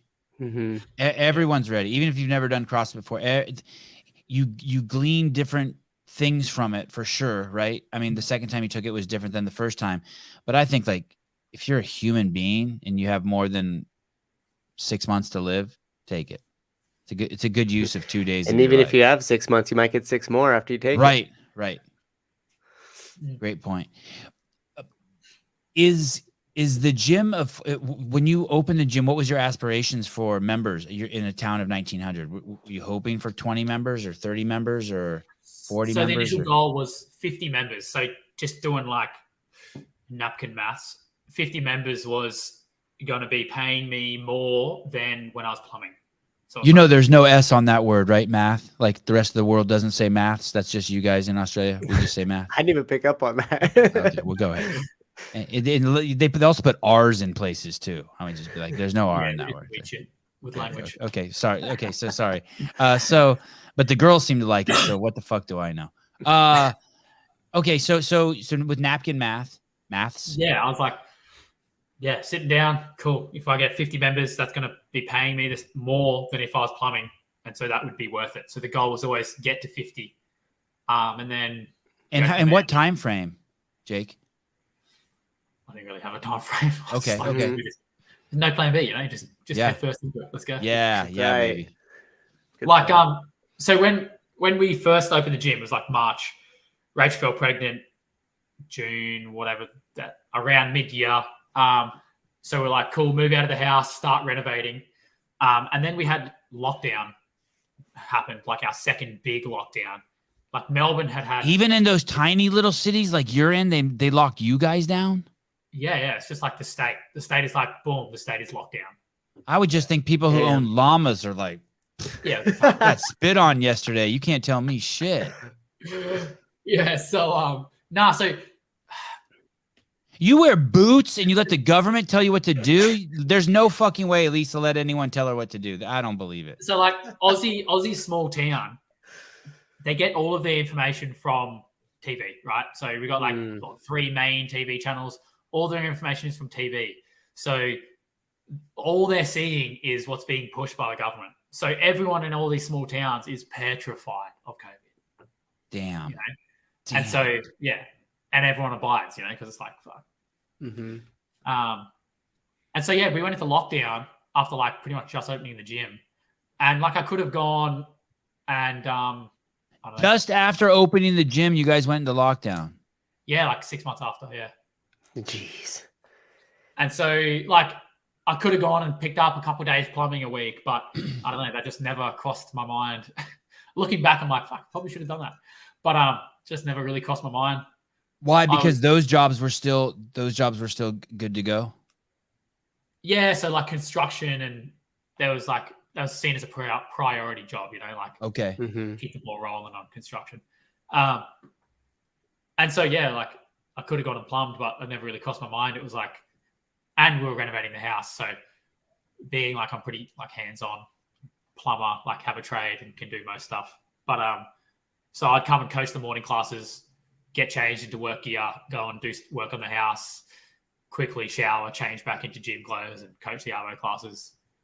But yeah, I could have gone and like done a few days of plumbing, earned like $300-400 a day, just rent like cash on the side. But I don't know, just never crossed my mind. It was like, no, I'm a gym owner now. I'm not doing it. Right. Yeah. Screw that other job. That's done. Yeah. I don't want to be an asshole, but I can't help it. So here we go. Here we go. What's happening? Here we go. Jeez. I want you to see New Zealand and Australia. What the fuck your governments did to you guys. This is Google. These guys are fucking biggest fucking sellouts ever, and even they're showing the truth. Look at this crazy shit that your government did to you. They locked you guys down, and I'm over here on the Sevan Podcast saying, don't do it. Don't do lockdowns. The worst thing you can do is quarantine the healthy people. Don't do it. And look at your death rates. Oh, man. And everyone's like, no one's dying over here. You're all dying in the U.S. I'm like, don't do it. Don't do it. Don't do it. And now look. Look at 2022. Holy shit. The shit's over here. I mean, it never was here. Yeah. But I mean, it's just you don't even want me to look at New Zealand. You guys make them look like fucking like they have an IQ of 3. And I'm embarrassed to say that one of your ladies over there is like Armenian, like your health minister. She's a fucking knucklehead. No, so like the original approach, right? So like when COVID started, it was like everyone was a little bit scared, right? Not me. Okay. But go on. Everyone else but me. Go on. Right. Holy shit! Like this is going to be crazy. I was like Googling what are the best masks to get to stop this shit. Yeah. Right. And it's like, cool. So you buy. I probably Googled that too. Yeah, you believe what you're being told, right? And then the lockdowns I saw as the government, their approach was, let's lock down and flatten the curve, right? So get the medical industry, the hospitals, get everything set up, ready to cope with what will be crazy, right? Yep. And then the thing that I noticed is that they're not getting anything ready. It's not like they're hiring more people, putting on more nurses. Like they did nothing to get our hospital system ready. And it's like, so why? They brought a huge ship off the fucking Western Seaboard in California. Yeah. They converted like baseball a huge stadiums. Medical fucking military ship and I think they ended up mixing healthy people with sick people on it and fucked like 200 people. Yeah. It was crazy, but sorry, go on. Nice, It was a yeah. shit show here. No, but at first I was like, oh yeah, cool. It makes sense what we're doing. Okay, cool. But then it's like, why are we putting this off? Like, why? Like, if you're not getting anything ready, you're not preparing. It's just like, it's inevitable. So why are we fucking over so many people's livelihoods just waiting if you're not getting anything ready? So many people. The stories, the Australia stories were the craziest because you would fly back to Australia and have to be and land in like Sydney and be quarantined for 30 days. And then you wanted to go to your region, you had to be quarantined another 30 days and you had to pay for it. And the shit they were showing us, I was like, I think first, but those people fucking kind of deserve it at some point. Like, hey, why are you traveling? Like, dude, now go out into a field and just bang your chick. Like, now's the time to party. Like, what were people doing? Hang out with your kids. I think you need to recognize though, like the stuff that you get shown, and like we see it in Australia, right? So if I go to America, I'm probably gonna get shot. You know? Yeah. By the police, obviously. Yeah. Of course, yeah. Or someone's gonna have a go at me for being racist because I'm white. They'll happen at the same time. It's a You'll get flogged at the airport for being white. Yeah. And so it's like, it's all accurate. It's accurate. That's what we get fed. And it's like, holy fuck, America's this crazy, dangerous place, you know. Don't send your kids to school there. No wonder Sevan. Well, that's true. That's the first true thing you said. That part is fucking true. The other shit's not true, but that part is true. So take what you see of Australia, come down a few notches, and that's more like reality, right? That's good. I'm glad you said, excuse me one second. Hey, just because, Bruce, your dick's hard from looking at me, don't accuse me of using a filter. It's because that lights are tough. Fucking filter am I using just because you're aroused? Okay. Yeah, you're right. Yeah, you're totally. Thanks for you. I needed to be schooled like that. That's good. But the thing that got me is like, so we're getting all our stuff from mainstream media, right? And I always try and assess things and play devil's advocate. My wife fucking probably hates it, but even if I have the she does. They all hate us for that. Yes, but like I'll just do it because I find it fun. Like I don't know, the abortion thing that people hate with. You know, the abortion thing, and like I have like my views in my head. And then me and my wife are very similar, but then I will just play the other side of the story and try and change her mind. It's like, well, how cemented are your views into this? You know, like, I'll just, well, what about this? What about that? And if her mind doesn't get changed, it's like, yes, sweet, you have a good belief, you know? Yeah. Or like the evidence behind your belief is withstanding like my questioning of it. It's like science, right? You have a belief and you test it and try and prove it wrong. And if you can't. Oh, shit. Right. Did you hear what he said? It's like science. You have a belief and you test to see if it's wrong. That's the problem with the media. They're trying to prove everything that they're right. Hey, you jackasses. So that's what I did. Like, I'm like, oh, yeah. So we need to prove what's wrong. This is what the news is telling us. Well, is there anyone saying the opposing thing? Holy fuck, there's heaps of people saying the opposing thing. Okay, well, I'll listen to both sides and come up with a view. And it's like, we come somewhere in the middle, you know. And then, like, just how they were hammering home, like, no, this is one. Don't even listen to these people. You can't even. Yeah, what they do is they attack the people. That's when they go ad hominem. Yeah, like what Trudeau said. If you don't get the vaccine, you're a racist misogynist. It's like, wait, what? How did you make that leap? That's a leap. What? Yeah, and so it's like, how come no black people in the States want to take it then? Yeah. And when you start blaming the other person and not their argument, you know, it's like, okay, well, obviously your argument's pretty shit, you know. And so I started doing that. I'm like, fuck, maybe the mainstream media is pretty, you know, useless. And then this is something that got me. I was thinking about governments, right? So a government puts all their trust into the chief of medicine, right? They have a board of doctors and people at the top of their field, and they put all their trust in, you are going to give us guidance as to what to do, right? But do I trust that our government is trusting the right people, right? So I just look at, so marijuana is still illegal in Australia, right? And it's like, what the fuck? Why? It doesn't make sense, especially when you got like it's legal in the States and illegal in so many places. And if they're still putting their trust in the people that are saying, no, it's good to keep it illegal, well, then how do I trust that they're putting their trust in the right doctors to be informed about COVID? If that makes sense. Yep. You know? The crazy part here in this. Sorry, go ahead. No, sorry, go ahead. Yeah, and then like the difference in values as well. Like, So a doctor might say, oh, we need to lock down because it's going to save all these old people. They don't say this, but it's going to save all these lives. And to them, they're thinking of saving all these old people's lives because that's who it's killing, right? Whereas I'm kind of, I guess, same sort of views as you. I'm like, well, if one baby dies because of it, how many old people could I stand dying to save one baby? I'm like, fuck, 10? You know, like, I don't know. Like, where's that number? But there's definitely a number there somewhere. But are the people there trusting to give them guidance? Are they like, no. If the baby dies, that's one life. If 10 old people die, that's 10 lives. Not worth it. You know, not worth it. At 300 million. How about this? Just for simple logic, when the average age of the person dying from COVID is older than the average age of the person who dies in your country overall, then killing no young people is worth it to save no amount of old people. Yeah. You already live past the fucking average. And some people in, like, I think Sweden or Switzerland, one of those countries figured that out. They're like, wait a second, our average age of death is 80, and the average age of death of COVID is 82. With COVID, you live 2 years longer. That shit's good for you. I mean, that's science. Statins. Yeah, it's like, what the fuck? That was fucking.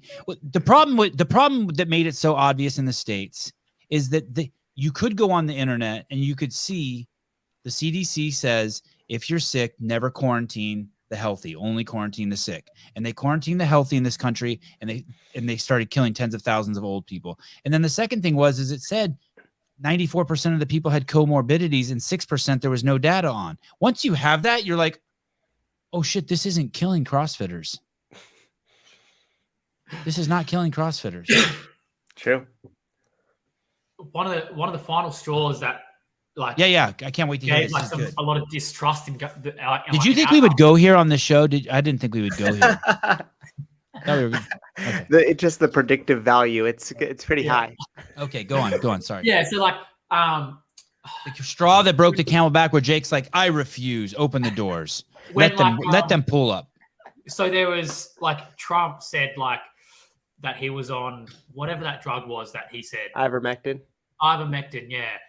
Oh, and there was another one. It was one of them. But so Trump said something about ivermectin. Hydroxychloroquine. Yeah, that might have been the one. And so he said about how, you know, we should be using this and blah, blah, blah. And then the Australian government made it illegal to prescribe that drug in Australia. Like right after he said it. Yeah, like right after he said it, like a few weeks after he said it, right? But there was no studies had been done yet. Like that drug was so new to treating COVID. There was no studies to show that it worked, didn't work, whatever. But the government just jumped in and, like, made it illegal, like banned it. And it's like, okay, so what? It's political now because we don't like Trump. We're going to ban it. That doesn't make sense. Like, you should have the interests of the people at heart. Like, what is going to keep people the healthiest, not what looks good politically, you know? So I was like, that's fucked. And that's when I was just like, you know what? I'm off it.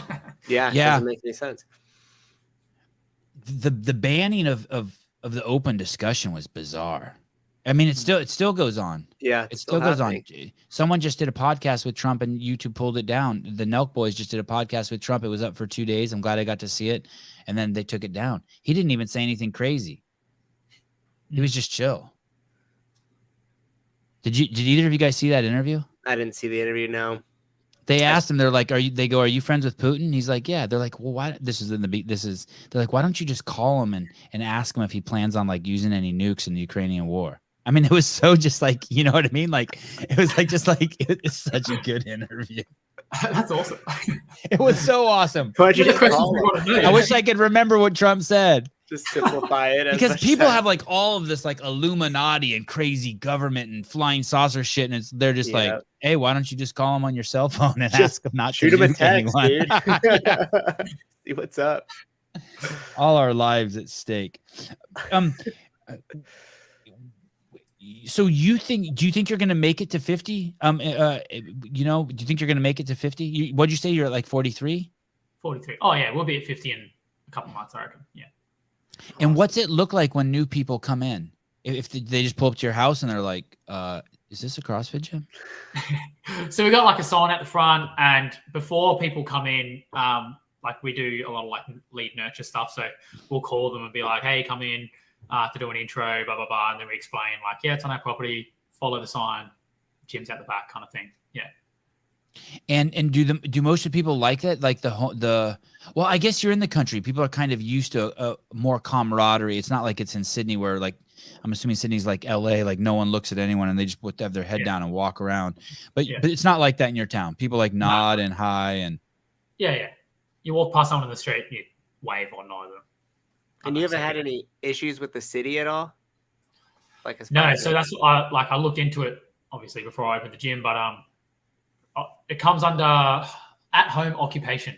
So the same as if I was to be a massage therapist and have one of my rooms as like a massage therapy room or something. Awesome. And so like the main thing is that there's a whole list of things that you can't do. And the main one is you can't interrupt. It was worded funny. You can't interrupt the natural habitat of your like community or something, which to me just says don't get complaints. Right. Don't they shouldn't park and block your neighbor's driveway. Yeah. The council is very reactionary. So as long as we don't get complaints, no one's coming out of here looking at what's going on.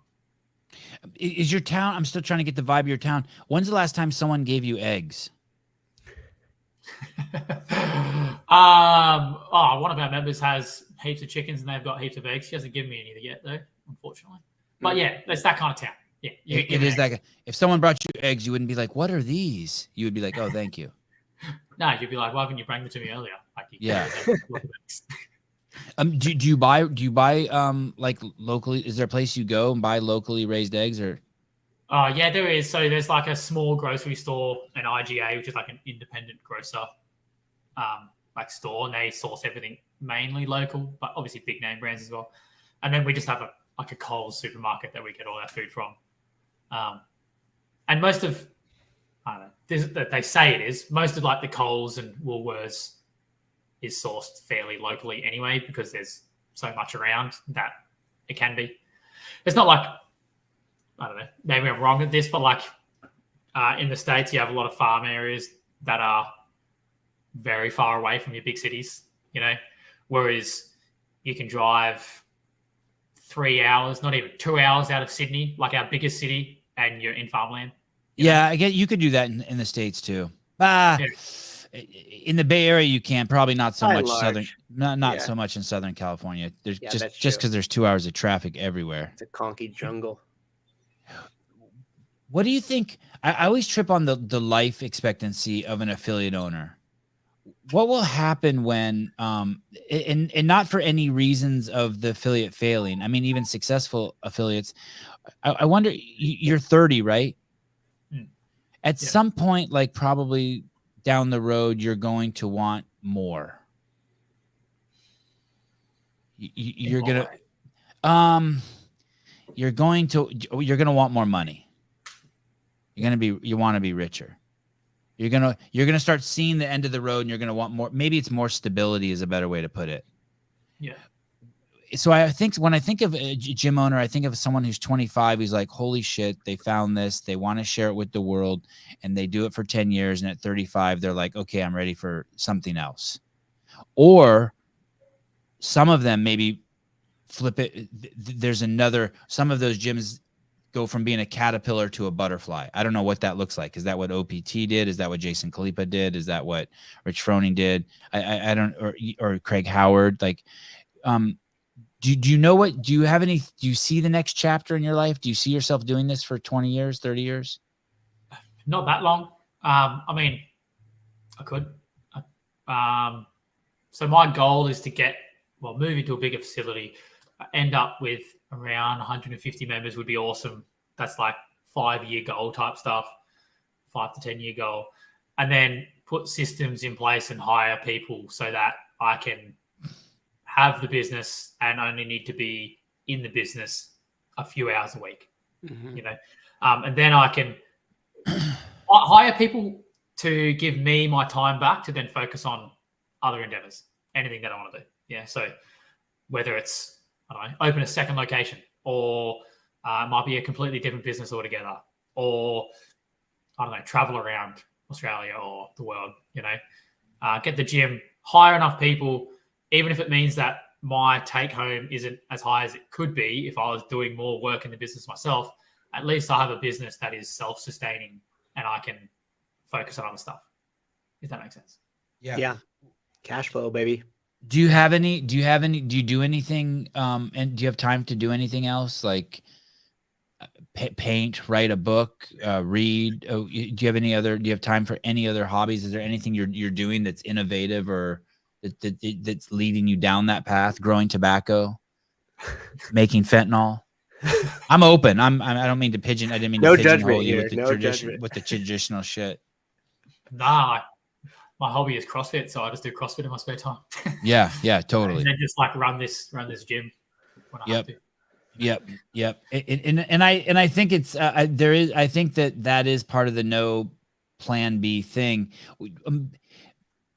Going back, you were in the military for 7 years and your dad was in 37 years. Why did you leave? So I got in a bit of trouble with the law. Oh, awesome. This is awesome. We knew this Good question. So yeah, got in trouble with the law, and then the army does this thing where it's better for them in the newspapers to say ex-army member has done this than current serving army has done this, so they're very quick to get rid of you if you get in enough trouble. And so, yeah, that kind of my plan. So the whole no plan B, right? Join the army. That was me, career soldier. And then, yeah, got booted out of the army a lot sooner than I had planned. And yeah, that's where I had those years of plumbing where I had no idea what to do. And then, oh, sweet, this is what I want to do, all in on the gym, so. Was that depressing? Oh, fuck yeah. Yeah. Like, not. So yeah, looking back, it's like, fuck, what if I hadn't have done that dumb shit? Or what if I didn't get caught? Yeah. I like that. Yeah. And so you obviously look back and go, where could I have taken my career? Right. Mm-hmm. But the more depressing thing, I think, is just leaving the army in general. So like, it's a pretty big problem, ex-army suicides and stuff. And it's like, you get indoctrinated, right, into the army. It's kind of like, you could probably relate to this. So head of CrossFit Media, you're part of this big company. Everyone is just all CrossFit, like that is, everyone's so tight knit, and then you get booted out and now you're on the outside. And not that you are on the outside. If you called any of my mates in the army, yeah, cool, we'll have a chat, but you're not in it, I wanted to put a gun in my mouth. I usually have like a Jesus, do not do that. I have a mock. It's not a real gun, but it looks like a real gun. When I bought it one day, Greg was like, "Dude, that was fucking." We were together. He goes, "That was stupid." I go, "Why?" He goes, "Because that's a fucking fake gun that looks like a real gun." He goes, "Yeah." He goes, "You know what happens to those people?" He goes, "What?" He goes, "They get shot and they can't shoot back." I'm like, "Oh fuck." I was gonna give it to my kids, but I never did. It was in here somewhere. Yeah. So yeah, it's horrible. It's horrible. I am on the outside, and it's all I know. It's horrible. Yeah, and like ready to fucking. It's horrible. It's horrible. So like, I was infantry, and my specialty was reconnaissance, and like, maybe it's because I was reconnaissance, but like the reconnaissance is the sought after. Like, it's like the, I don't know, special forces of the infantry before you actually go special forces. Okay. Like, we do small man teams behind enemy line stuff, like whatever. I was like one of the fittest in my battalion. I was in reconnaissance. It was like on top of the world. And then this happened. And then you get out and you start plumbing, and I don't know, old mate plumber, you're an apprentice, and you're like, yeah, man, used to be 3-hour reconnaissance. And they're like, what the fuck does that mean? I don't know. Yeah. Okay. Yeah. And you're like, fuck. Like, everything I've worked so hard to achieve literally means nothing to anyone else, At least they didn't leave the army to a bunch of dipshits. I have to watch from the outside and just okay. Anyway, that is what the army's like. The way the army's going is fucked up. It's bad. When your dad, are you allowed to say what happened? What you did? Yeah. So, yeah, it's important to you don't have to. It's not important, but unless it's a fun story. It's not. I don't. Okay. So I think it's good to talk about, because like it opens their eyes of like what being in the army is like, right? So okay. In the Australian army, you join, especially in the infantry, you're always doing exercises. So I was away for 6 months out of the year, 2 weeks here, 3 weeks there, 5 weeks there, back for a week, back for 2 weeks. So you don't spend that much time like at home. You spend a lot of time in the bush, like literally living in the bush. And when you say you come back home, you come back to like some sort of barracks, or you come back to your parents' house? So I was based in Townsville when I was full-time Army. Okay. And so you come back to live. I have an apartment in Townsville City. It's awesome. So you come back, and so say you're away for 5 weeks, right? You get back. Obviously, you have to do a post-bush period piss-up, right, with all the boys. So you do that. And then that's weekend number 1. You spend the week at work.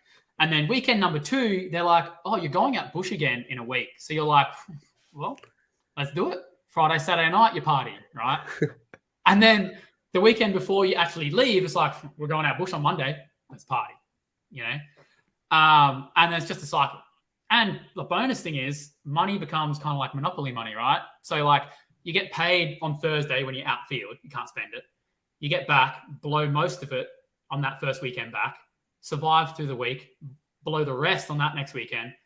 Then you get paid on Thursday again, right before you go out bush next week. And so you blow everything again because you're going out bush. You don't need money. What's this term you're using? You're going out what? Out bush. It's like going into the field. Okay. Yeah, like big. They have like thousands of acres of just bushland where you go and play army man, pretty much. The other day, this guy, Jeffrey Birchfield, said to me, Sevan, you're a great friend. And I did not let it touch me at all, because here, less than 24 hours later, he says you're an idiot. And I also refuse to let that touch me. You cannot compliment me, and you can't insult me. Okay. So you were out, so back and forth in the bush, getting paid, having time to party. And how old were you at the time? 20. My time in Townsville, I would have been 21, 2, 3. Okay. Yeah. God, and so you're young, crazy shit. you're then, partying, yes. partying a lot. Yes. And like the drinking culture in the army is massive. Like we would have Thursdays when you're on base is sporto days. So you go and play a sport in the morning. And then at 12 o'clock at lunchtime, you go to the boozer. So every unit has their own boozer, like their own bar.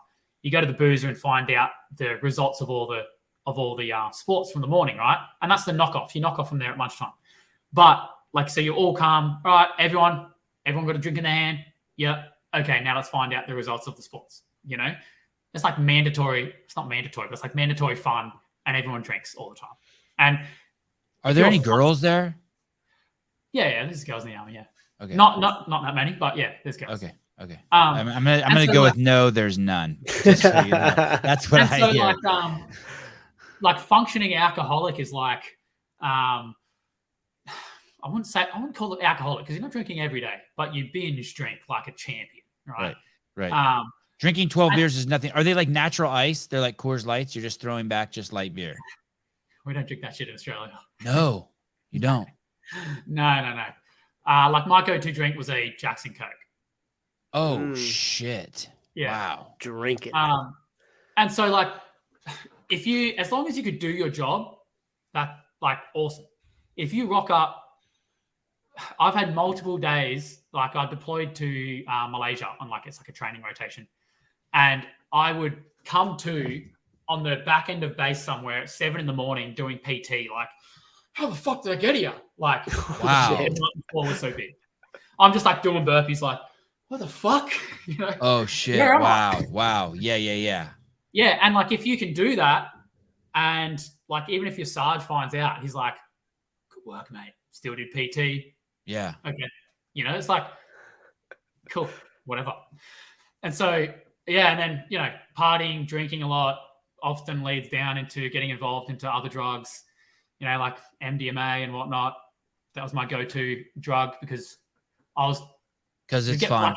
I get blackout drunk when I'm drinking, and I was like, it's not ideal. Can't remember what I did. But MDMA, it's an awesome night. You can remember the whole thing. You don't do as much dumb shit. You're more like clear of mind. Yep. And so I started doing some recreational drugs, and it all kind of come back to bite me in the end. They caught you and there was zero tolerance for that. Yeah, pretty much. Yeah. Does everyone know what was happening and you were made an example of? Sort of. So at the time that I got done, they had a massive crackdown on drugs in Townsville. And so the week before I got done, there was like 5 people in my unit got done as well. And then they went off like text messages off their phones, and then the cops raided a bunch of houses and got more phones and did people for text messages. And so like, did you go to jail? No, not well. Depends how good your lawyer is. But so like, but did you go? No, I didn't go to jail. Okay. No. Fuck, you could have though. That could have gotten it bad. Could have easily gone a lot worse than it did. Yes. Yeah.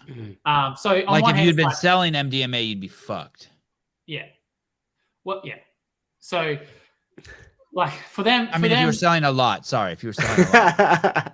So for them, like selling MDMA to like the police is, someone messages me, one of my mates, hey man, you going out this weekend? You got any pills? And I'll be like, no, not going out this weekend. Speak to Jono. And technically, I've supplied him with a means of getting drugs, so that's me. Oh shit! You know what I mean? Damn. Yeah. And so, yeah, that's the kind of shit I got done for. And yeah, the army just like suspended me, moved me, and then I was suspended, so I couldn't work. Still trying to live in Townsville, and then was like, I need to work. So that's when we moved down. Did you know your current wife? Did you know her at the time? Yeah, we were together. Yeah. Oh, that's amazing! What a great trip that's awesome though that you're still with her. Yeah, and so we That's like how long ago was that? A while ago now. I would have been 2017, 16, 17. Is it completely gone? It's a lifetime ago. It's like there's no. Yeah, starting to be. Yeah. Yeah. Fuck, that's wow. That's awesome. My wife, I've gone through some shit like that too. That my wife's seen. Yeah. And so, yeah, I mean, it brings you closer together as a couple. So, yeah. Yeah. And was your family cool? Yeah. I called my dad, and he was like, he thought I was calling him to tell him that I was going for like special forces selection, which I was actually training for. And then I told him that, and he was like, oh, he was almost relieved. Oh, awesome. He spent the majority of his career within the special forces community, and he was towards the end of like just getting treated like a number and realizing that the army doesn't really care about you. And so he was kind of like, oh, well, at least you're out of the army, I guess. And my mum was just like, hey, you deal with your shit and cool. If you need any help, let us know. That was it. I think your story is a pretty typical story, not in terms of the army, but I think that there's like a shitload of us who that happened to. We had some run in with the law, fucking changed our path, rattled us. You know what I mean? Just fucking knocked us off the path we were on. When you opened the gym 18 months ago and they told you to close down, did you close down? Did you train people illegally? Nah, so we closed the gym because like the fine for getting caught out was like 15 grand or something. Oh shit. Okay. And like I said, everyone kind of follows mainstream media. So if people were to see me training, how did you survive? Just on your wife's? Yeah. So we said to the members, we didn't have that many members at the time anyway, but we said something, you can't work, whatever. Keep paying membership if you can. If you can't, we'll just don't have to pay membership. Everyone kept their membership. Who can pay. Whoever can't. And majority of people kept paying membership. So like one person who couldn't afford it. And then I offered. So the rules were you could train outside with one other person, for like your own training. And so I took that as well. I can do PTs at the park. And so I would say, hey, I'm going to be at the park between this time and this time. And we did like half-hour slots of one-on-one time pretty much. Is everything uplifted now in your town? Are you guys free? Yeah, everything's fine. Yeah. If you go out right now, do you see people wearing masks? Every now and again, yeah. There's still in my town you do. In my town you still see these knuckleheads. A lot of them. Yeah. I just went to a jiu-jitsu tournament and there were little kids wearing masks while their parents weren't. They got their fucking 6-year-old out there fucking fighting with other kids with the mask on. I'm like, they're gonna get sweat in each other's mouths. Hate your kid. Yeah, like you still see a fair few people with masks on, but not like you might go do groceries and there's 3 or 4 people you see the whole time with masks on. So I just showed you the numbers according to Google. It's like deaths are skyrocketing, highest they've ever been during all of COVID, the entire pandemic in Australia. But they're not trying to shut you guys down again. No, they're like, that's it. We're done. Like If you do a positive test, you have to quarantine for like 7 days, and that's it. God, dear citizens of planet Earth, do not get tested, you jackasses. Anytime someone tells me they have COVID, I'm like, how the fuck do you know?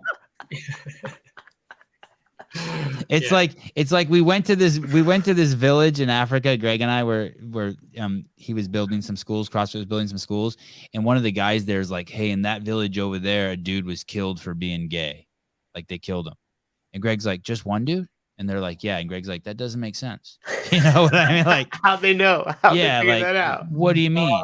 What do you mean? Like just one, like, yeah. Catch him looking at gay porn. How'd you figure that out? It's like, doesn't add up. He's like, yeah. Holy shit. So have any of your members gone off and opened other gyms? Too soon. 18 months, too soon. What do you do when that happens? Are you going to be like, oh, good luck, and then go inside and tell your wife, fuck, I hope that guy fucking gets hit by a truck? Nah, I mean, it's going to happen. Yeah. People want to do that, sweet, whatever. Hopefully it's not too close to our gym. Do you get along with all the gyms in that 20-minute radius? Yeah. So I coached at like two of them. One of them, I coached at CrossFit Maitland, and then their like main coach left and started his own in Cessnock called Rip Training, or CrossFit Cessnock. And I coached at both of them for a little while. They still talk, whatever. And then I left both of there and made my own. So, yeah. That's awesome. Is there anything you'd want to share to the other affiliates out there? Well, let me ask you this: did you even follow the drama at HQ? You kind of haven't been around long enough for too much of it. I mean, you've only been around for 3 CEOs. I followed it as like a CrossFitter, like interested in CrossFit. Right. But no, like none of that really affects us. I don't see it. Why do you pay your affiliate fees? Like, do you do it the same reason Matt Souza does? Why do I do it? I have no fucking idea. Neither do I. Why do you pay your affiliate dues? I'm sorry too. I'm totally open to you paying them too. I know I'm making fun of you guys, but I would only do that because I know Matt also pays them. So I'm okay with you paying them. At least to your face until I go talk to my wife. If you were to open a gym and you're doing Murph and you're doing hero workouts and you're doing this, you're doing that, do you think you would pay? You're using the level 1 methodology. Yeah, like when people, I wasn't CrossFit at first because I needed to save up to pay the affiliate fee, right? I was functional fitness, whatever. And people come in, they're like, oh, so what's the kind of training I'm like? I'm like, have you heard of CrossFit? Well, right. Very similar to that, you know? I would tell you that, but I have no integrity and I'm not willing to pay the money to say it. Yeah, it's like, and you're like, fuck that, I'm not doing that. It's Elizabeth on the board, technically a CrossFit workout. Don't tell anyone. But it's like, but the goal was to always become an affiliate. But it'd just feel wrong if you didn't, you know, like you're using, my whole philosophy on training is based around CrossFit. And it's like saying you're a Christian, you're a Christian church, and then people come in there and you have like the fucking Quran in there. You start teaching them the Quran. So it's like the old bait and switch. I came in here for Christianity. No, the Quran. It is Christianity. Pronounced Allah. Yeah. You are loyal to to that message. You feel some sort of obligation, unspoken obligation. That's it. Exactly. But how about the brand value? How about the fact that you can, how about just not the fact that you can, some people will say, well, when I tell them that it's CrossFit, it scares them away. But how about is it the opposite for you, that you say it and you say it with pride and you're like, hey dude, this is the shit. You can wear a CrossFit shirt and you'll have a Fran time and everything. Yeah, exactly. Yeah. That's how, yeah. And then like people, the general public don't know what's going on with HQ. Right. Yeah. Could HQ do more could they do more, like produce more media and drive more people into affiliates and all the rest? Yeah, they could do that. But at the end of the day, people don't know that the CrossFit hierarchy are retarded. You know, they just see CrossFit. They Hey, don't know That's anything. my job to tell them that. Very true. Yeah. Oh, don't worry, we'll inform them. Yeah, like Yeah. half the time I have to explain to people what CrossFit is. Yeah. So they're not going like, oh, is that the company that's had 3 CEOs and blah, blah, blah. Like, Right. You know what is really, to say something really positive is, you know when you have a pair of pants that are too tight and you just don't throw them out? And I have pants like that. They're like been in my drawer for 10 years. And like every once in a while, like I'll clean out the drawer and there's like dust bunnies all over it. That's how long you know what a dust bunny is? Just like those things, cobwebby things. And I'm like, dude, really? I'm never going to be a 29-inch waist again. Like I never was a 29-inch waist. Like just because these are $800 pair of pants that I fucking happen to have, I'm never going to like, just throw these away, give them to someone. Poshmark. You know what I mean? Poshmark. HQ isn't doing that. They're looking for they I might not agree with the path they're on, but they're not settling. You know what I mean? They're like, nope, these don't fit. Nope, these don't fit. No, and you know, I'm over here being like, I got all the fucking answers. But whether that's true or not, it is impressive that they thank you. It is impressive that they're not holding on to those things. They are looking. Someone invested a shitload of money in this. Some people think that the people who bought it did it so that it would go away, but the thing was sinking, and it looks like they're making an effort to save it. So I mean, it's good that they're not doing the dumb shit, saving an old pair of pants that are never going to fit them. They're throwing that shit out. Mm-hmm. Yeah, like you've talked about before, right? The people who bought it, whoever they are, big investors, they thought, buy this company, do the cookie cutter model for how to grow a company. And then, cool, we're done. We can, I don't know, whatever they want to do, make money from it, sell it again, whatever. Take it public, and fucking. I mean, that's obviously the goal. To soul cycle the fuck out of it. But they're realizing, well, the cookie cutter didn't work. Shit. Okay. Well, let's start to freehand cut some cookies here and figure out how we can get this to work. And like, it's capitalism, right? If it's not making money and their idea of what's going to work isn't making money, they're going to change it. And it looks like they're doing that now. And hopefully they come back around, go full circle, and end up going like, oh, okay, well, when was it working? These years. Okay, well, who was in charge in these years? What did they do? Back? Or how do we or just copy them? Yeah, emulate. Yes. Yeah, and so I think that's starting to happen. I hope. Yeah, showing signs of it. It is impressive. It is impressive. I am super impressed with anyone who has stayed on the bull for more than 7 seconds. I remember when Eric Roza came on, there was this thread going around that I happened to see. I wasn't part of it, but I saw a snapshot of it. It wasn't from my department. It was from another department. And the people's goals before the goal was like spread the message of the world's most vexing problem. And then the goal became, hey, can any of us outlast Eric Roza? Like that became like an employee goal there. And like that, and that was like, wow, like that's not a, but I think now I kind of respect that goal. Because those people are who work there, who've been there since Greg was there, now put under an enormous amount of stress, and they're surviving, and they're staying on the bull. It's like that what's that called? Resilience. Yeah, but I was gonna make some dirty joke. It's like there's like the rusty trombone, the dirty Sanchez. There's another one that's like called the bull rider or something, and it's you're having sex with your wife, and you yell out her sister's name and see if you can stay in her for another 7 seconds or something. It's like called like the bull rider. It's like that. Those people are staying on the bull. Sorry, I don't know why my brain goes there. It's broken. It's broken. But well, before I forget, yes. Your 3 playing good segue. Thank you for saving me. You're hired.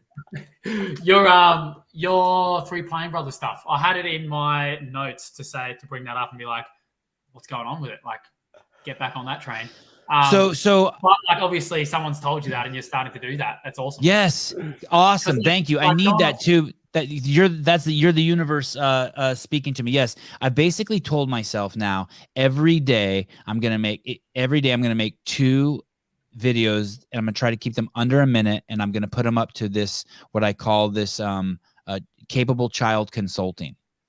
And I'm just going to upload them to YouTube, and everything that I see, everything that I do, I'm just going to start doing 2 of those videos every single day. And then I'm going to start spreading them out over all my Instagram accounts. And I'm just going to push that. And it's just like, and the reason why I look like fucking like a mobster in all of them is because I usually come up with the shit after I worked out. So my hair's all fucking wet. I was going to say, like, just that's a perfect way of doing it, I reckon. Like, just little snippets of, I don't know, wisdom, you could say.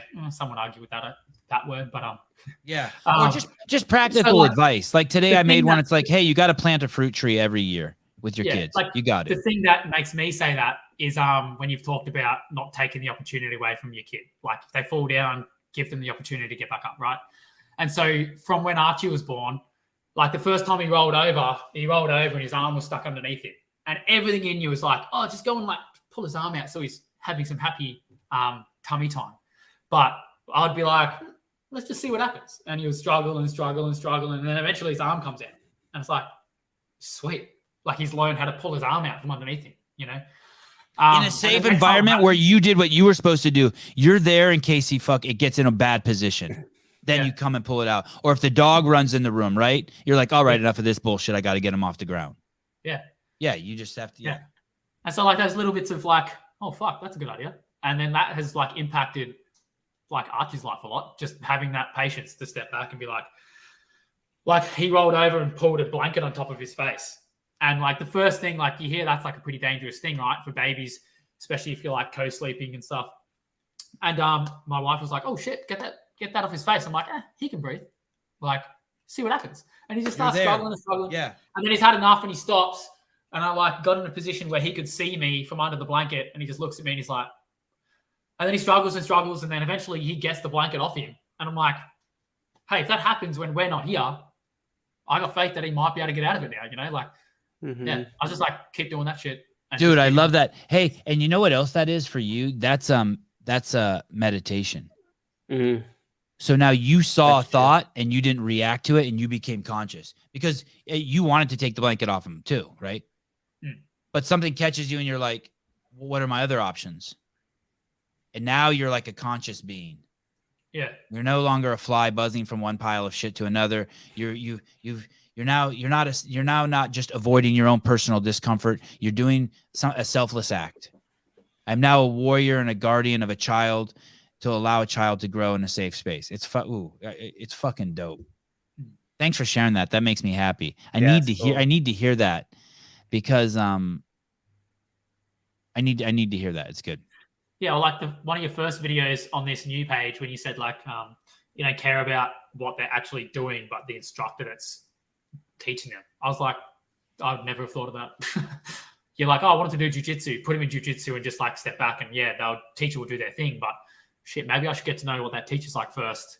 Mm-hmm. And then either keep them there or change their instructor or whatever. You know, I just would never have thought of that before. So, yeah. What's interesting, you can, and that being said, I have taken the stab and just put them in classes. Like his tennis class, I didn't know his instructor. I only put him in. I didn't even fucking like tennis, but I put him in tennis because they didn't enforce masks. It was the only thing I could find. And lo and behold, his instructor is a savage.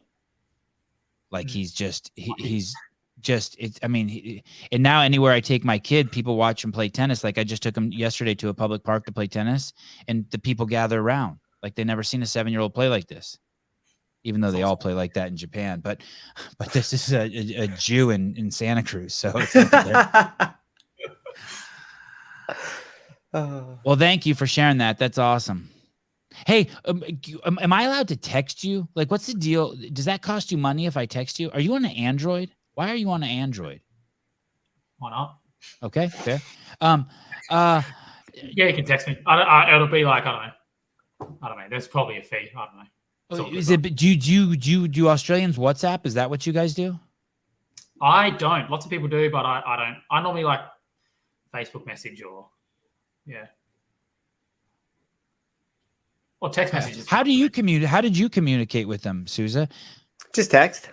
You did? Yeah. When he texts you, is that like 35 cents for every text or anything crazy like that? Not on my end. No, hopefully it's not on yours, Jake. Yeah. If I do, I heard- apologize. The phone plans are pretty good these days. Like, Yeah. Okay. Yeah, no extra cost.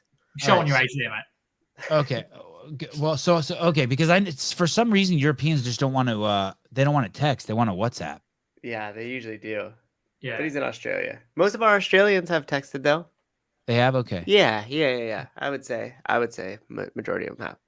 It's the Europeans that have WhatsApp. Another story I think you might enjoy. Please. I've about noticed to get off too. This better be fucking good. This is good. You'll like this. I've noticed you've asked a lot of other like affiliate owners about like their upbringing. Like, what did your parents do? Were they active? My parents were obviously very active. Dad, special forces type military, and my mum was like a triathlete. I was actually, my mum went into labor with me while she was in the gym. So she was doing a pump class with my dad, and she was like, "Oh, I'm not feeling too good. I might just like sit out." Goes downstairs, starts to shower and change, and then fully starts going into labor. Is on the ground, can't stand up, is calling out for help because she's like, in labor. And my dad's just upstairs finishing the pump class, like, I'll just finish it off. Hey, what year was that? 92. Think about how advanced that was. Now in the CrossFit era, you see all sorts of pregnant women just fucking getting it. But 92, they're like, people must have thought your mom was batshit crazy. Probably. And your parents did pump class together. Yeah. Wow, that's how they awesome. met. My mum would go and do triathlons, and the army guys would be doing triathlons, and my mum would be like right behind the lead pack of like mainly SF guys doing their running and biking. My dad would look back and be like, "Who's this bitch keeping up with us?" Yeah. Who is? And it was your mom. Led to another. And there's two of you, you and your brother. No. There's I got 5 brothers and 5 sisters, but that's very blended family. But like, how many did your mom have? My mom had 4. Wow. My dad's fathered 5, and then there's a couple of step and half and like adopted thrown in there. Your parents adopted kids too? Oh, well, they fostered kids, and then they got an 18-year order, and then they ended up getting them like as close to adoption as you can. Like, they have our last name and everything. But they grew up in your house.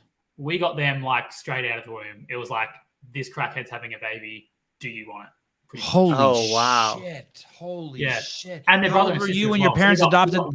We got one when she was a few months old, and then we got her brother like straight out of the womb. Oh shit. Now your whole picture is like getting colored in now. Now I'm understanding more about you. How old were you when they brought home the first baby?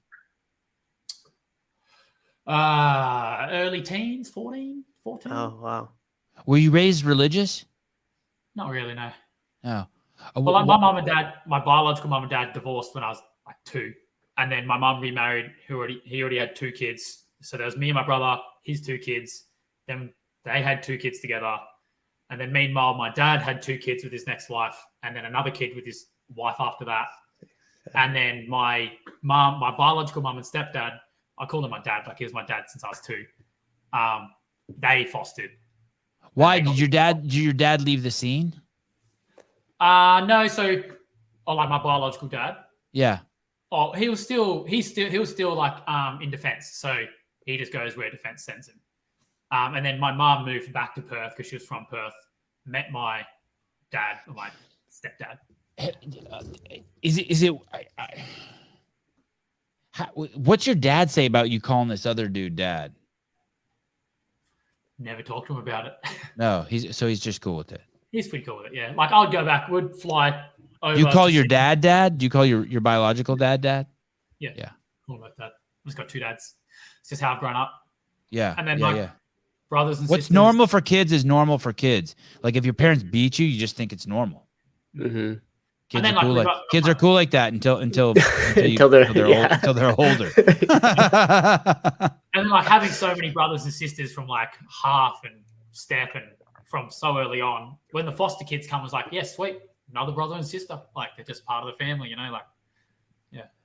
Dude, that's fucking intense. It's weird. I didn't understand foster parenting, and every year I get closer to the grave, I understand it more and more. I understand it now after having a kid, and especially watching my wife be like, I don't want to have another kid yet because it might be our last, and I don't want to not be pregnant again. I'm not having a baby again. We'll probably have a few more than 2, but I can see getting into like later years, your kids are leaving home, and it's like, I want that baby experience or that baby like connection again. Right. I can understand it from that point of view. You do. How old's Archie? 7 months. And do you guys just not practice? If she gets pregnant, she gets pregnant. Are you guys just like off birth control, just rolling the dice all the time? Yeah, we're not trying, but we're not actively not trying. So yeah, is your first one planned? Well, it was the same sort of approach. So we were planning on doing like a world trip, like pack everything into one backpack and travel the world.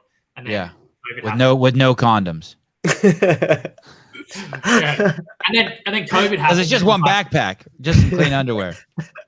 Yeah. COVID happened. It was like, shit, well, we can't travel now. And then it was like, well, I'm getting towards 30. Rach wanted kids before she was 30. She's like 28 now, or younger, 27. And so, yeah, it was like, if it happens, it happens. And then it happens. So, how close do your parents live to you? So my parents live a long way away. My mum lives in Perth, which is like the opposite side of Australia. Australia's pretty big. And how about her parents? Her parents live about a 5-minute drive, if that. Yeah, they live very close. So when I got out of the army. Do you like them? Do you like them? Yeah, they're good. They're good. Well, I did my apprenticeship with her dad for 4 years. Oh, that's right. He doesn't hate you because you where's Perth? Oh shit, where's Perth? See Adelaide, my brother lives in Adelaide, and if you keep going. Oh shit. Keep going. This is fucked. There it is. Oh, literally on the opposite end. Oh my god. Literally as far away as you can go. Hey, that's a bunch of time zones away. Oh yeah. I think they're like 2 hours behind us or 3 hours behind us. Oh wow. At least it's a straight line for an airplane. It's true. So you have her parents to help you and stuff. Yeah.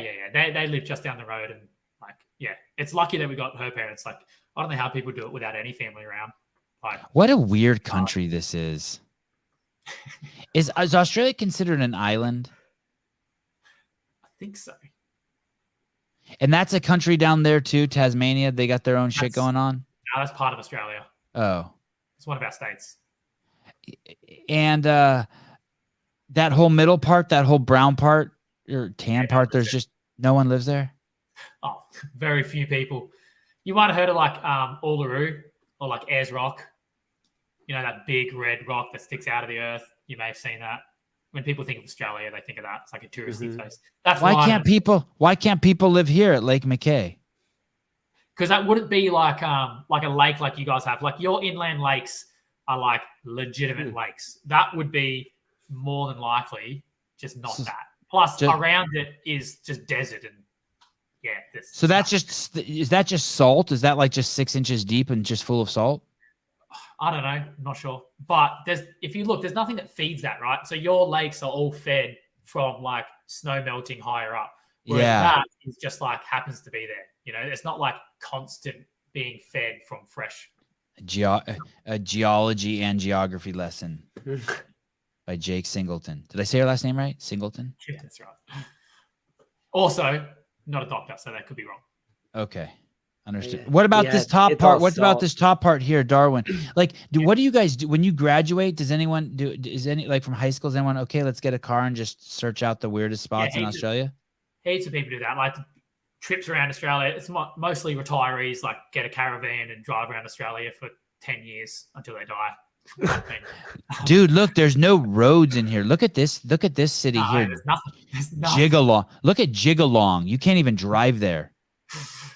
You see this? Jigalong. What the fuck? Yeah. Hey, do you have states that are like where like your gambling is and prostitution's legal and all that stuff like we have? Like, do you have like a Nevada? Everything's pretty much the same. Gambling's legal everywhere. I think prostitution's legal. I don't know. That place does. But, that's a great answer to the prostitution. I think prostitution's legal. That's a great. I like that answer. That's a great answer. Like, legal enough. A big difference is in Perth or Western Australia, you can't have like pokey machines in just normal pubs, right? Like you have to go to the casino to gamble. But this is a pokey machine. This one, the one on Bandit. Well, okay. Like, it's again, come on. 2022, Sevan. You just slap it like that. Pokey machine. Yeah, he did the full. Oh, you're right. that's right. Oh shit! It's Wow. But on the eastern states, they're like everywhere. Like you go to a pub and there's a pokies room, and like I don't get gambling at all. But I see people go in there and just feed it $50 notes and then just sit there like. Wow. And then everyone has that story of like, oh, fucking Jono won 10 grand the other day. Right. Like, Jono. Jono. Do you know we don't have, do you have a lot of Jonos over there? Everyone's name could be finished with an O. Oh, because we don't have any Jonos. But I just picture Australia being, so you could be Jaco? Probably not. But Singo. Like everyone calls me Singo from the army. How about Ricky Garrard? What would you call him? Would you call him Rico? Probably not. How about his brother, Ricky's Benno? sure, Your story, I'm fucking your story up. How about Benno? Benno, no. Benio. Matto. Actually, yeah, I'll call someone Benno. Yeah. Mattio. Okay. I got a cousin named Ben. I call him Benno. And Jigalong has 333 people that live in it. Wow, are you fucking kidding me? No. Hey, how do you get there? What did you pull up their wiki page? Yeah. It would be like dirt road in. That's it. Man. Is there photos of that town? Yeah. It's remote part of it. It's pretty funny. Dude, it's 47%, 46% male, 53% female. That's awesome. I wonder what it's 300 Aboriginal people. Only 33 people moved there. There you go, Bruce. Don't let Sevan. What are you guys talking about? Let me see what you guys are talking. They probably saved their lives. Kudos to good foster parents, and there are a lot of bad ones that do it for government check. Nah, I don't. That's got to be a rumor. No, there's some bad foster parents, eh? Yeah, but you think anyone really just takes it for the? I could see like you get a kid and you just turn out to be an asshole. Like I have my days where I'm an asshole, but I can't see taking a kid just for a check. It's not that much money. What's the other explanation? Like you hear about these bad foster parents, and like my parents being foster parents, they get respite care. So when a foster parent needs a break, they can give their kid to another foster family, like for respite. It's called, right? And you just hear some like pretty horrific stories about foster parents, and it's like. Sounds like you don't even like kids. Like, right. Why are you doing this? The only explanation I can think of is like financial, like beating them, locking them up, shit like that. Yeah, like more abuse than they probably would face not in foster care, right? Which is fucked up. But I mean, obviously not all like that, but you hear some pretty bad stories. Damn. That's a good note to end this on. I appreciate talking to you. Cool meeting you. Technology is fucking amazing. What a cool thing. Stay in touch. You have my phone number. Text me anytime. You know, I can't see the group thread that you and Matt are on. So if you ever want to text me and I don't respond, just start a new thread. Or just text you directly because for some reason the group that I did when you responded, it bounced Sevan out of it. Yeah, somehow it's an Android thing. I think it is because you're on Android. I'm part of the crew, mate. Thank you very much. Thank you. And thanks for letting us push the show an hour. I appreciate it. Yeah, thank you. Appreciate you. Thanks for having me on. Yep, and talk to you again sometime in this life. Sounds good.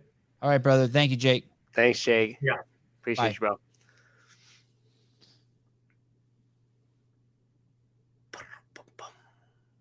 It's a cool dude. Yeah, he was. That was fun. He did his research too. He was prepped. Oh, with the kid stuff? Just all of it. Yeah, Oh. He was like, when you normally ask this on the show, oh. He knew. He did his homework. He came in, did his homework. I was the least prepared ever for I was pretty unprepared for this podcast. I wouldn't say, least prepared. Really? Did you do that because you knew I was going to be here and it was affiliate talk, and at any point in time you could just be like, get in the weeds? Well, there's this. I like these shows because I can. There's so much meat on the bone. Like like I got to know everything. I got to know everything. Mm-hmm. I prepped some. And this guy's in the middle of nowhere. I couldn't even find his. I should have asked him. I couldn't find his affiliate's Instagram. He even had it as his handle. Oh, well, I fucked that up. Well, I went to his website and there was an Instagram button there. And the link was broken? Yeah, show me. I don't think you actually found it. I don't believe you. Hold on. No, look at I'm on his.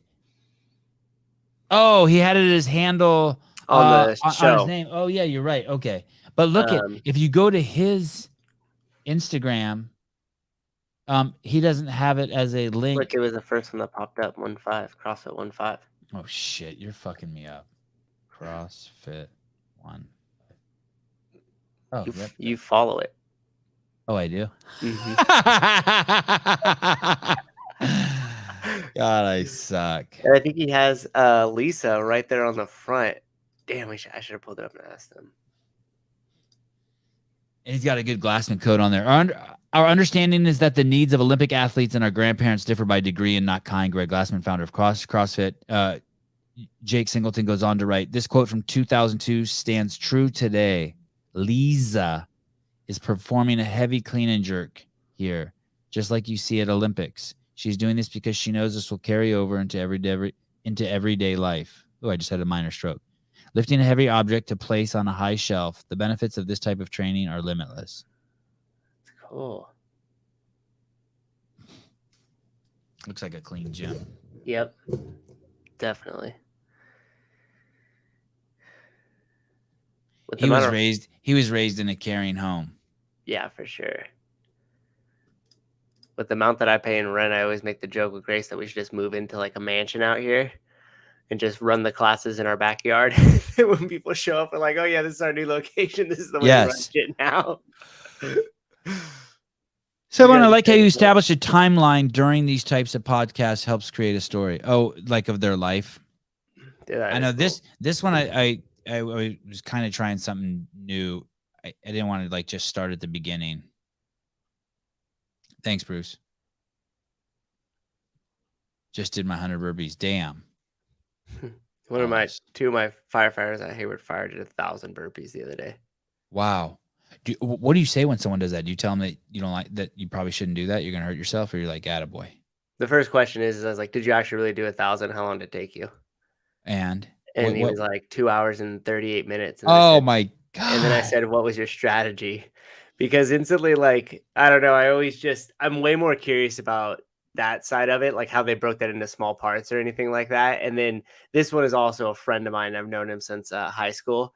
So then afterwards I was like, dude, you're an idiot. That's so excessive. And he was like, yeah, we did it for the point of it being excessive. We just wanted a really good challenge. And the guy he did it with, this dude, Ben Crew, is just a savage too. It's like 100-mile runner and stuff like that. So just what is 6 a minute is still almost 3 hours of burpees. Right? Yeah, he did. That's 300. They did 10 a minute on the minute. And you'll like this one because this is your go-to, like, traveling workout. 10 burpees on the minute, every minute. And they did that for the first 500. Holy shit. But every 100, so every 10 minutes, they would take 1 full minute off.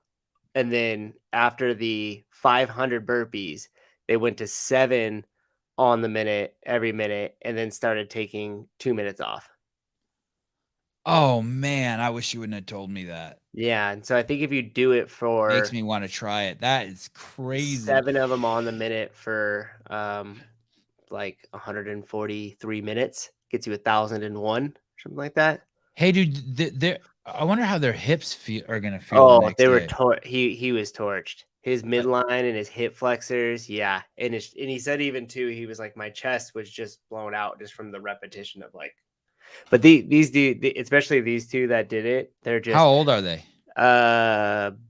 Ben is probably like 37. Andrew's same age as me, a year older, so he's 35. You know what's crazy is I'm really flexible, and even as I'm getting older, like just like walking, like I walked a lot when I was in Newport, and I'll notice I'll just get tight from walking. Or Mhm. even how I did bench press today, and even on the bench, how I straddle the bench has gotten narrower. I don't really like it. Yeah, you gotta work that stretching. I need to too. I've been bad about it lately, and I I could ride on definitely the feel back it. of an elephant still.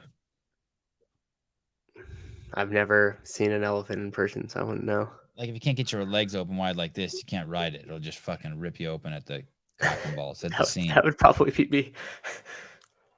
I have to say, oh, those two guys at the Hayward Fire Station. By the way, most of those dudes at the Hayward Fire Station are just savages. But Jeff Leonard, he won the 2009 snatch event. He's there in the 2009 games, and he won Fittest firefighter 2 Yeah. or 3 years in a row. Yeah, he's still a firefighter. Yeah, he's still in great shape too. I just requested a review for this show. We already got flagged because of our COVID talk. Oh. Hey, I went kind of crazy on inviting some guests. There's a couple like out there people to where if they respond and say yes, I still have to like run 'em by you. Oh, who? Tell me who. Let's So go. there's this one dude named Opto who he goes up, and he recently just came on my like explore page. He pops up, but he goes to the hood, like into the ghetto, and then we'll just walk by and like stare these dudes down. Or he'll come up and he'll be like, "You trying to get jacked?" And then they're like, "What?" And it's Yeah. like it gets intense. Like he's had multiple guns pulled on him, and in one of his recent videos, he got popped in the face pretty good. Yeah, And so yeah, it's I just like it. I it's like just a it. bunch I of like it. weird pranks that he does, but he does it in like areas that and he goes up to people that nobody would ever mess with. So it was him, and then I reached out to a couple more of the B Team Jiu-Jitsu guys. Oh, good. Oh, you know who we He's need? the owner of AAC or the ADCC. Oh, Mo. Mm-hmm. Oh, his shit's private. Yeah, but on the ADCC Instagram, they have contact information there. And same, Craig Jones had looked like his phone number listed on there. So I just shot him all Oh. text. I wonder See if what happens. Flow. I wonder if that Flow organization would want to work with us at all. I think, Dude, there's would. this video. There's this video that they fucking made that I watched today that's so fucking good, and it only has 6,000 views. It's Gordon Ryan versus the preview. I think it just came out, right? yeah. Because usually anything with Gordon Ryan gets a lot of views because Gordon he's a Ryan big versus what's that guy's name? Galazzo. crowd. Yeah. I think that was a recent one that just came out. But they've been kind of hyping that a little bit. I also went on Flow and looked up like the main players in the Flow grappling and tried to see if any of them were on Instagram and stuff to have those conversations, or see if we could invite a few of them, like some of the, the CEO or something like that on the show. Oh, okay. Yeah. That's all good. I'm down with all that. Oh, here it is. Look it. Oh, you're right. It's only been up for 5 hours. Oh, okay. Yeah, because Hey, Gordon Ryan. do you want to know what something? Do you want to know what something? So I'm going to show you guys this video here really quick. I forgot we were still on for a second there. So I don't know how to just go to the thumbnail, but it's called The Ultimate Gordon Ryan versus Andre Galvo. The Ultimate Gordon Ryan versus Andre Galvo preview. And it says Flow Grappling, says 19,000 views, 5 hours. It's the build up to the fight this weekend. And it's so worth watching. Both of these guys basically say that they're capable of doing anything. Mm-hmm. Like not only are they the two best jiu-jitsu guys in the world, but they're capable of like anything. Like we could be the best guys to solve the Rubik's Cube, build a treehouse, invent a new fucking element on the periodic table. Their confidence is like out of fucking control. Mm-hmm. But in this video, it shows the build up to the fight and the history of their relationship. And there was a moment, this guy, Gordon Ryan, slaps this dude one time. Did you ever see that video? Backstage? Yes. Yes, I have. And in this Flow Grappling documentary, they don't show Gordon slap this dude. Interesting. That was a big you deal. hear him talking about it in the background. Yeah. But right when he goes to slap him, or just prior to slapping, they fade the screen to black. And they don't talk about it explicitly, and they don't show it explicitly. And I wonder, that had to be some sort of choice Of course. I wonder if But there's some legality to it or something. But what sucks is they need to show that because that builds the hype. That's why you want to see this. This dude, Gordon Ryan, basically how it went down is this dude, Gordon Ryan, was like having fun talking shit on the internet, right? And just and having fun talking shit on social media, building hype. This other guy fucking started getting pissed and confronted Gordon in person and pushed him. And then Gordon just slapped him across the face. It was a pretty crazy slap. It was like a bitch slap. Yeah. And this dude didn't do anything back. He just said, dude, what the fuck? And he followed him around for a little while. And the cameras caught the whole thing. But I don't know why they omitted it from the documentary. Let me see if I can. I wonder if they did that. No, it's not this video. Let me see. I wonder if they did. Oh, there you go. I wonder if they did that for some sort of like legal reason for it or something like that. It was weird. It was weird. I mean, it was so trippy that they did. Oh, is that it? Oh, that was probably it. Because it looked like it was backstage right there. Yep. Yeah. Okay. So here it is. He's following. Okay. So this is the guy. He's on his cell phone. That's the Andre Galvo guy, right? He's on his cell phone backstage. I think so. And then Gordon Ryan's there on the left. You see on the left there? Shirtless dude, right? Yeah, shirtless. Yep. And then they have this exchange here. Oh, they cut it. And Gordon Ryan's narrating it. And then look, then they just show black screen. They don't show you the slap. And it's weird. Oh. It's weird. And then they go to the back and turn into a fucking like crazy heated exchange. Interesting. Wait, is that? Oh, look, is he ripping on? Is that a Fauci shirt with a mask on? What's he wearing? No, this was all before that. Oh, this was before that. 2019. Yeah. Look at John Danaher right there. Right there. Look at him. Oh, with his gray hat on, the gray beanie and the fanny pack, just cool as a cucumber. He used to be a bouncer. Though, yeah, and like a pretty like his shoulders are pretty. He needs to see. He's all messed up. He is. Yeah, get shoulders back. Anyway, I don't understand that. I would I don't know how I would work with Flow. They could just start pushing guys to me to interview, and they could run my interviews. I guess that would help my channel, but. Honestly, it'd be cool to go to an event and kind of do what we do at the games with some of their guys there. Oh, shit. That would be awesome. I think they have their own. Well, if their own guys wouldn't be threatened by it, it would be cool. Yeah, like if they just welcomed us and we just kind of did our thing. I mean, honestly, I think they'd be stoked about it because they'd be like, "Hey, there's some outside independent media here." Because before we would have hated you if you came to CrossFit. Yeah, but that was different. Okay, you guys were a hard nut to crack. How about these fucking guys are gonna fight? Oh, I'm not sharing my screen anymore. How about this? This is crazy. I don't know why this show should be over. I got shit to do. We're just hanging out now. How about this fight? Jake Paul and is that Anderson Silva? Yeah, they're gonna fight at the end of the month. No. Fuck, Anderson needs a paycheck. Dude, I first off, the Paul brothers are just genius marketers, so I don't hate on them for that. But I mean, why are you just constantly finding guys well past their prime that haven't worked? It would be me like finding some, competitor in 2007 that we know hasn't worked out in forever. And I'm like, you want to do a one-on-one workout together? And I've been training my ass off for the last 5 years. And I pull up Tanya Wagner and I, challenge her to 30 muscle ups per time. Yeah, I like it. I like it. You're like Zello games. The super fight, Matt Souza versus Tanya Wagner. 30 burpee muscle ups for time. You better pick someone else. Yeah, she'd probably smoke me. I heard that Rich Froning's washed up. I'll take him. Yes. What's the Oh, hey, I just saw you called. Oh. What did I want to tell? I wanted to tell you something. Oh. To talk about the tournament. I was just looking at the did you watch the show last night with Brian? Not the whole thing. So Tony Andrews says Sevan off of his game tonight. I started getting annoyed of his constant over talking. Fair. Rich Froning Sr. Brian is on target again about the athlete opportunities for different training camps.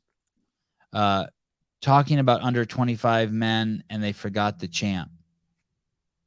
Oh, fucking, we didn't mention Medeiros. Good point. Stop the video as soon as the caller comes on near the end. F's, get over the COVID ranting already. Love, Brian. Get over the COVID. There was a Canadian caller who called last night who was he was pretty good. We talked about how fucked up everything is. They just had a UFC fighter there die of liver cancer. And then and he's like, hey, do you think that's related to the vaccine? Yeah, I saw this part. And honestly, like when he said that, I said no, but I do know, I have seen some statistics that showing that basically what's going to happen is it's going to get spread to basically everyone's immune system who got the vaccine is fucked. And we're going to see climbing numbers everywhere across the board, everywhere. But I'm like, hey, he's 34 years old, liver cancer, who knows? But dude, I thought that would be ridiculous fucking tinfoil hat shit. Look up statistics for liver cancer. Nobody fucking dies at 34 of liver cancer. Nobody. Like, it's fucking nuts. It's like for every 100,000 people who die of liver cancer, it's like 0.6.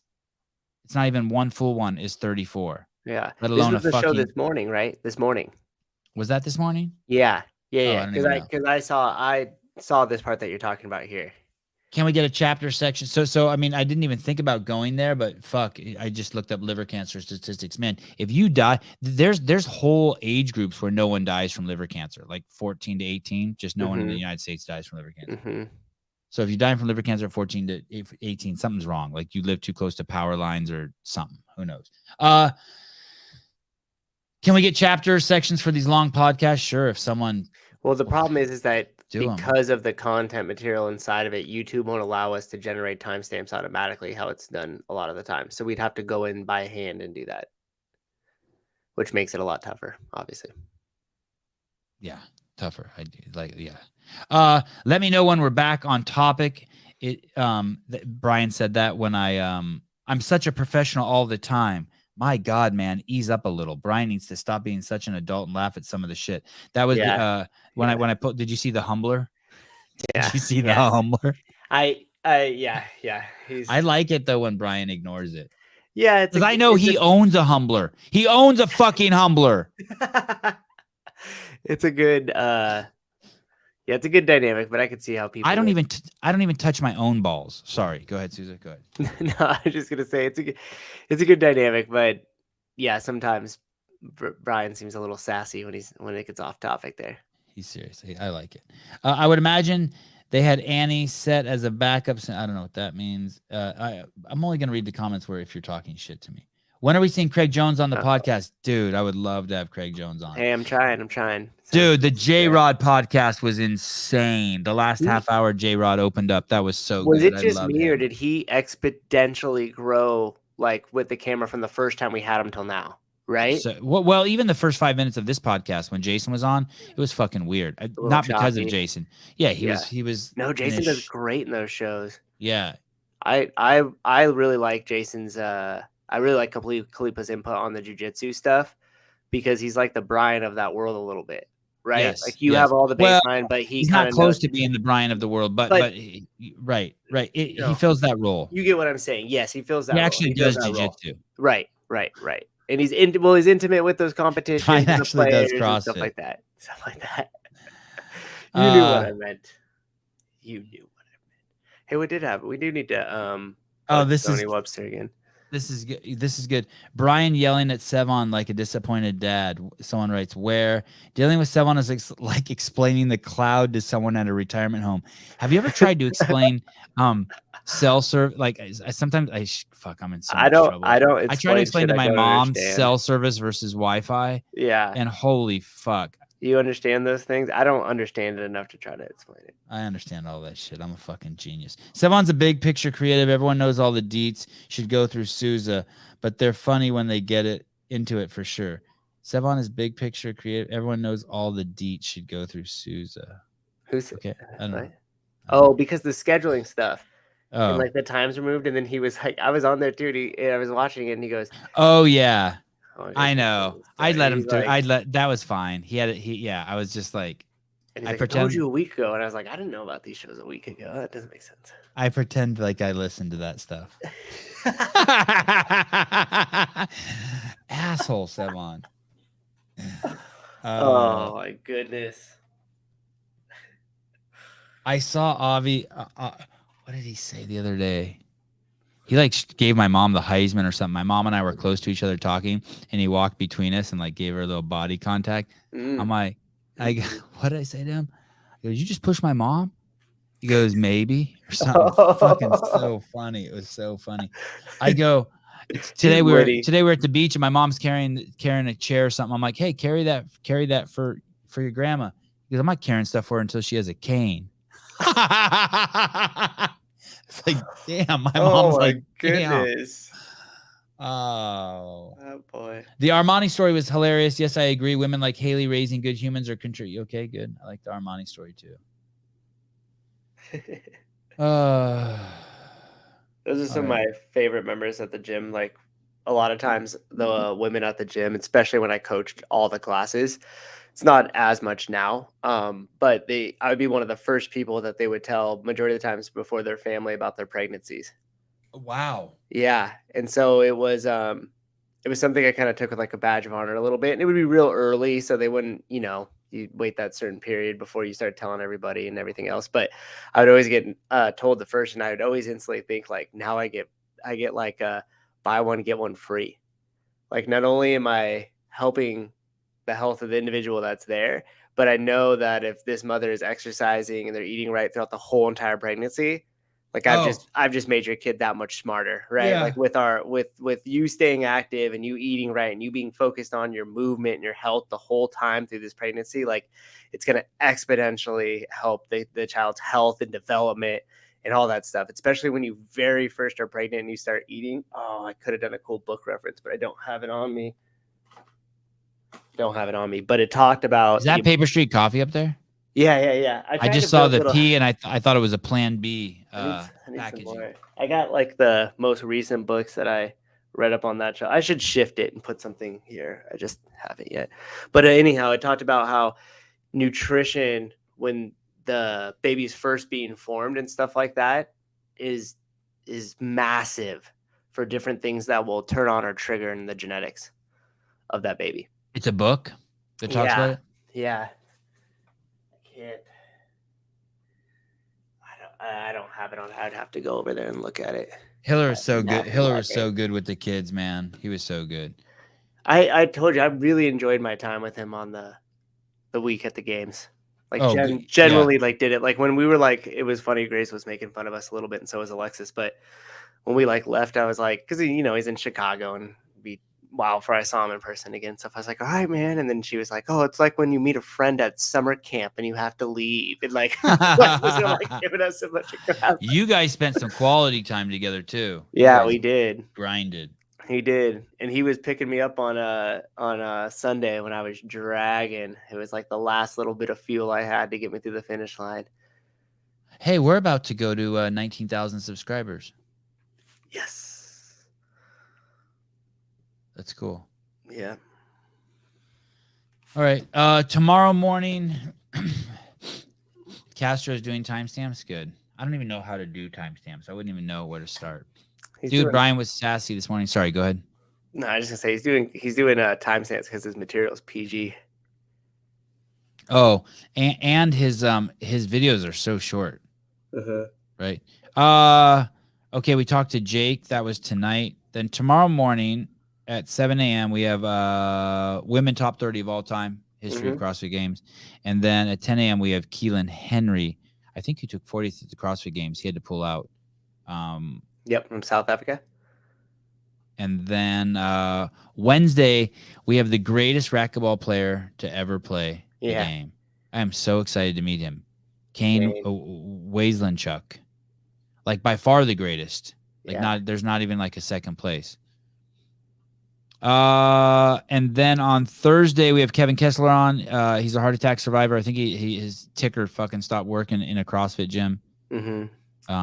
He's like a judge in L2, I think, too. He's not vaccinated.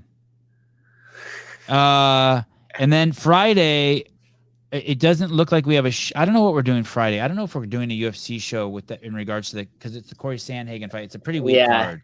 I do like Corey Sandhagen, but it's a pretty weak card. And I don't know what's up with Darian. We should check in with Darian. Yeah. And then the 17th, it looks like on the evening of the 17th, we've moved the Madrid programming show to that's going to be fucking gnarly. I have some strong opinions about that. That's going to be fucking fun. That's with that's what we were going off with. That's the event that had the torque tank as the final movement in the final event. Yeah. I looked up I watched a video. You know what's crazy? We were talking about competition, and today a video came up in my YouTube. It was Patrick Bet David talking about what is competition. Do you want to be a competitor? Have you seen that? It's 5 minutes. Yeah. It was a recent one, right? I think so. He's wearing a red shirt. He looks pretty lean and mean. Yeah. Hey, is Patrick Bet David invested in a fitness company called is he invested in a fitness company? Not that I know of. Okay. Not that I know of. I think you'd know probably for some reason. Yeah, he's like one of my guys that I follow pretty closely online. I cannot wait till our next live call-in show. Do I have some fucking fun shit to talk about? We might be able to squeeze that in Friday, huh? If there's no UFC show. You see I blocked it off. It just says not confirmed. Yes. Yeah. Yes. But it also says live call in there. I had to schedule live call-ins out in the future because there's just so many guests that are just pouring in and keeping up with everything that if I don't put them in, there just won't be one for weeks. I appreciate that. Yeah, I really appreciate that. Oh, we got new sponsors, 2 new sponsors coming on board. Holy shit. The numbers are crazy now. Yeah. Cooking with fire. I think by the way, the next two events I think that we're going to be covering, I'm not sure what we're doing for the Crash Crucible. I need to figure that out, how I can they add value to that for and Tyler Watkins had some stuff with that too. I'm just going to be gone. And that's what I had told him. Yeah, I can do something with Hiller and Taylor probably. And Caleb. Oh, where's Caleb tonight? Sleeping? I think the mornings work better for him. I think it looks like maybe we're gonna have a couple people on the ground at Rogue. I don't know for certain. It's in the works. And then Zello Games, I think we'll be doing our first attempt at actually streaming an entire event. Yeah, that's gonna be cool. Yeah, which makes me nervous as fuck. Yeah, me too. We come full circle. Started with the torque tank, ended with the torque tank. All right, yes. Okay, guys, I'll see you tomorrow morning at 7 a.m. With Sassy Brian. Mr. Souza. Mr. Souza, thank you. Brian, I didn't think Brian was sassy today, by the way. Thank you. I thought he was fine.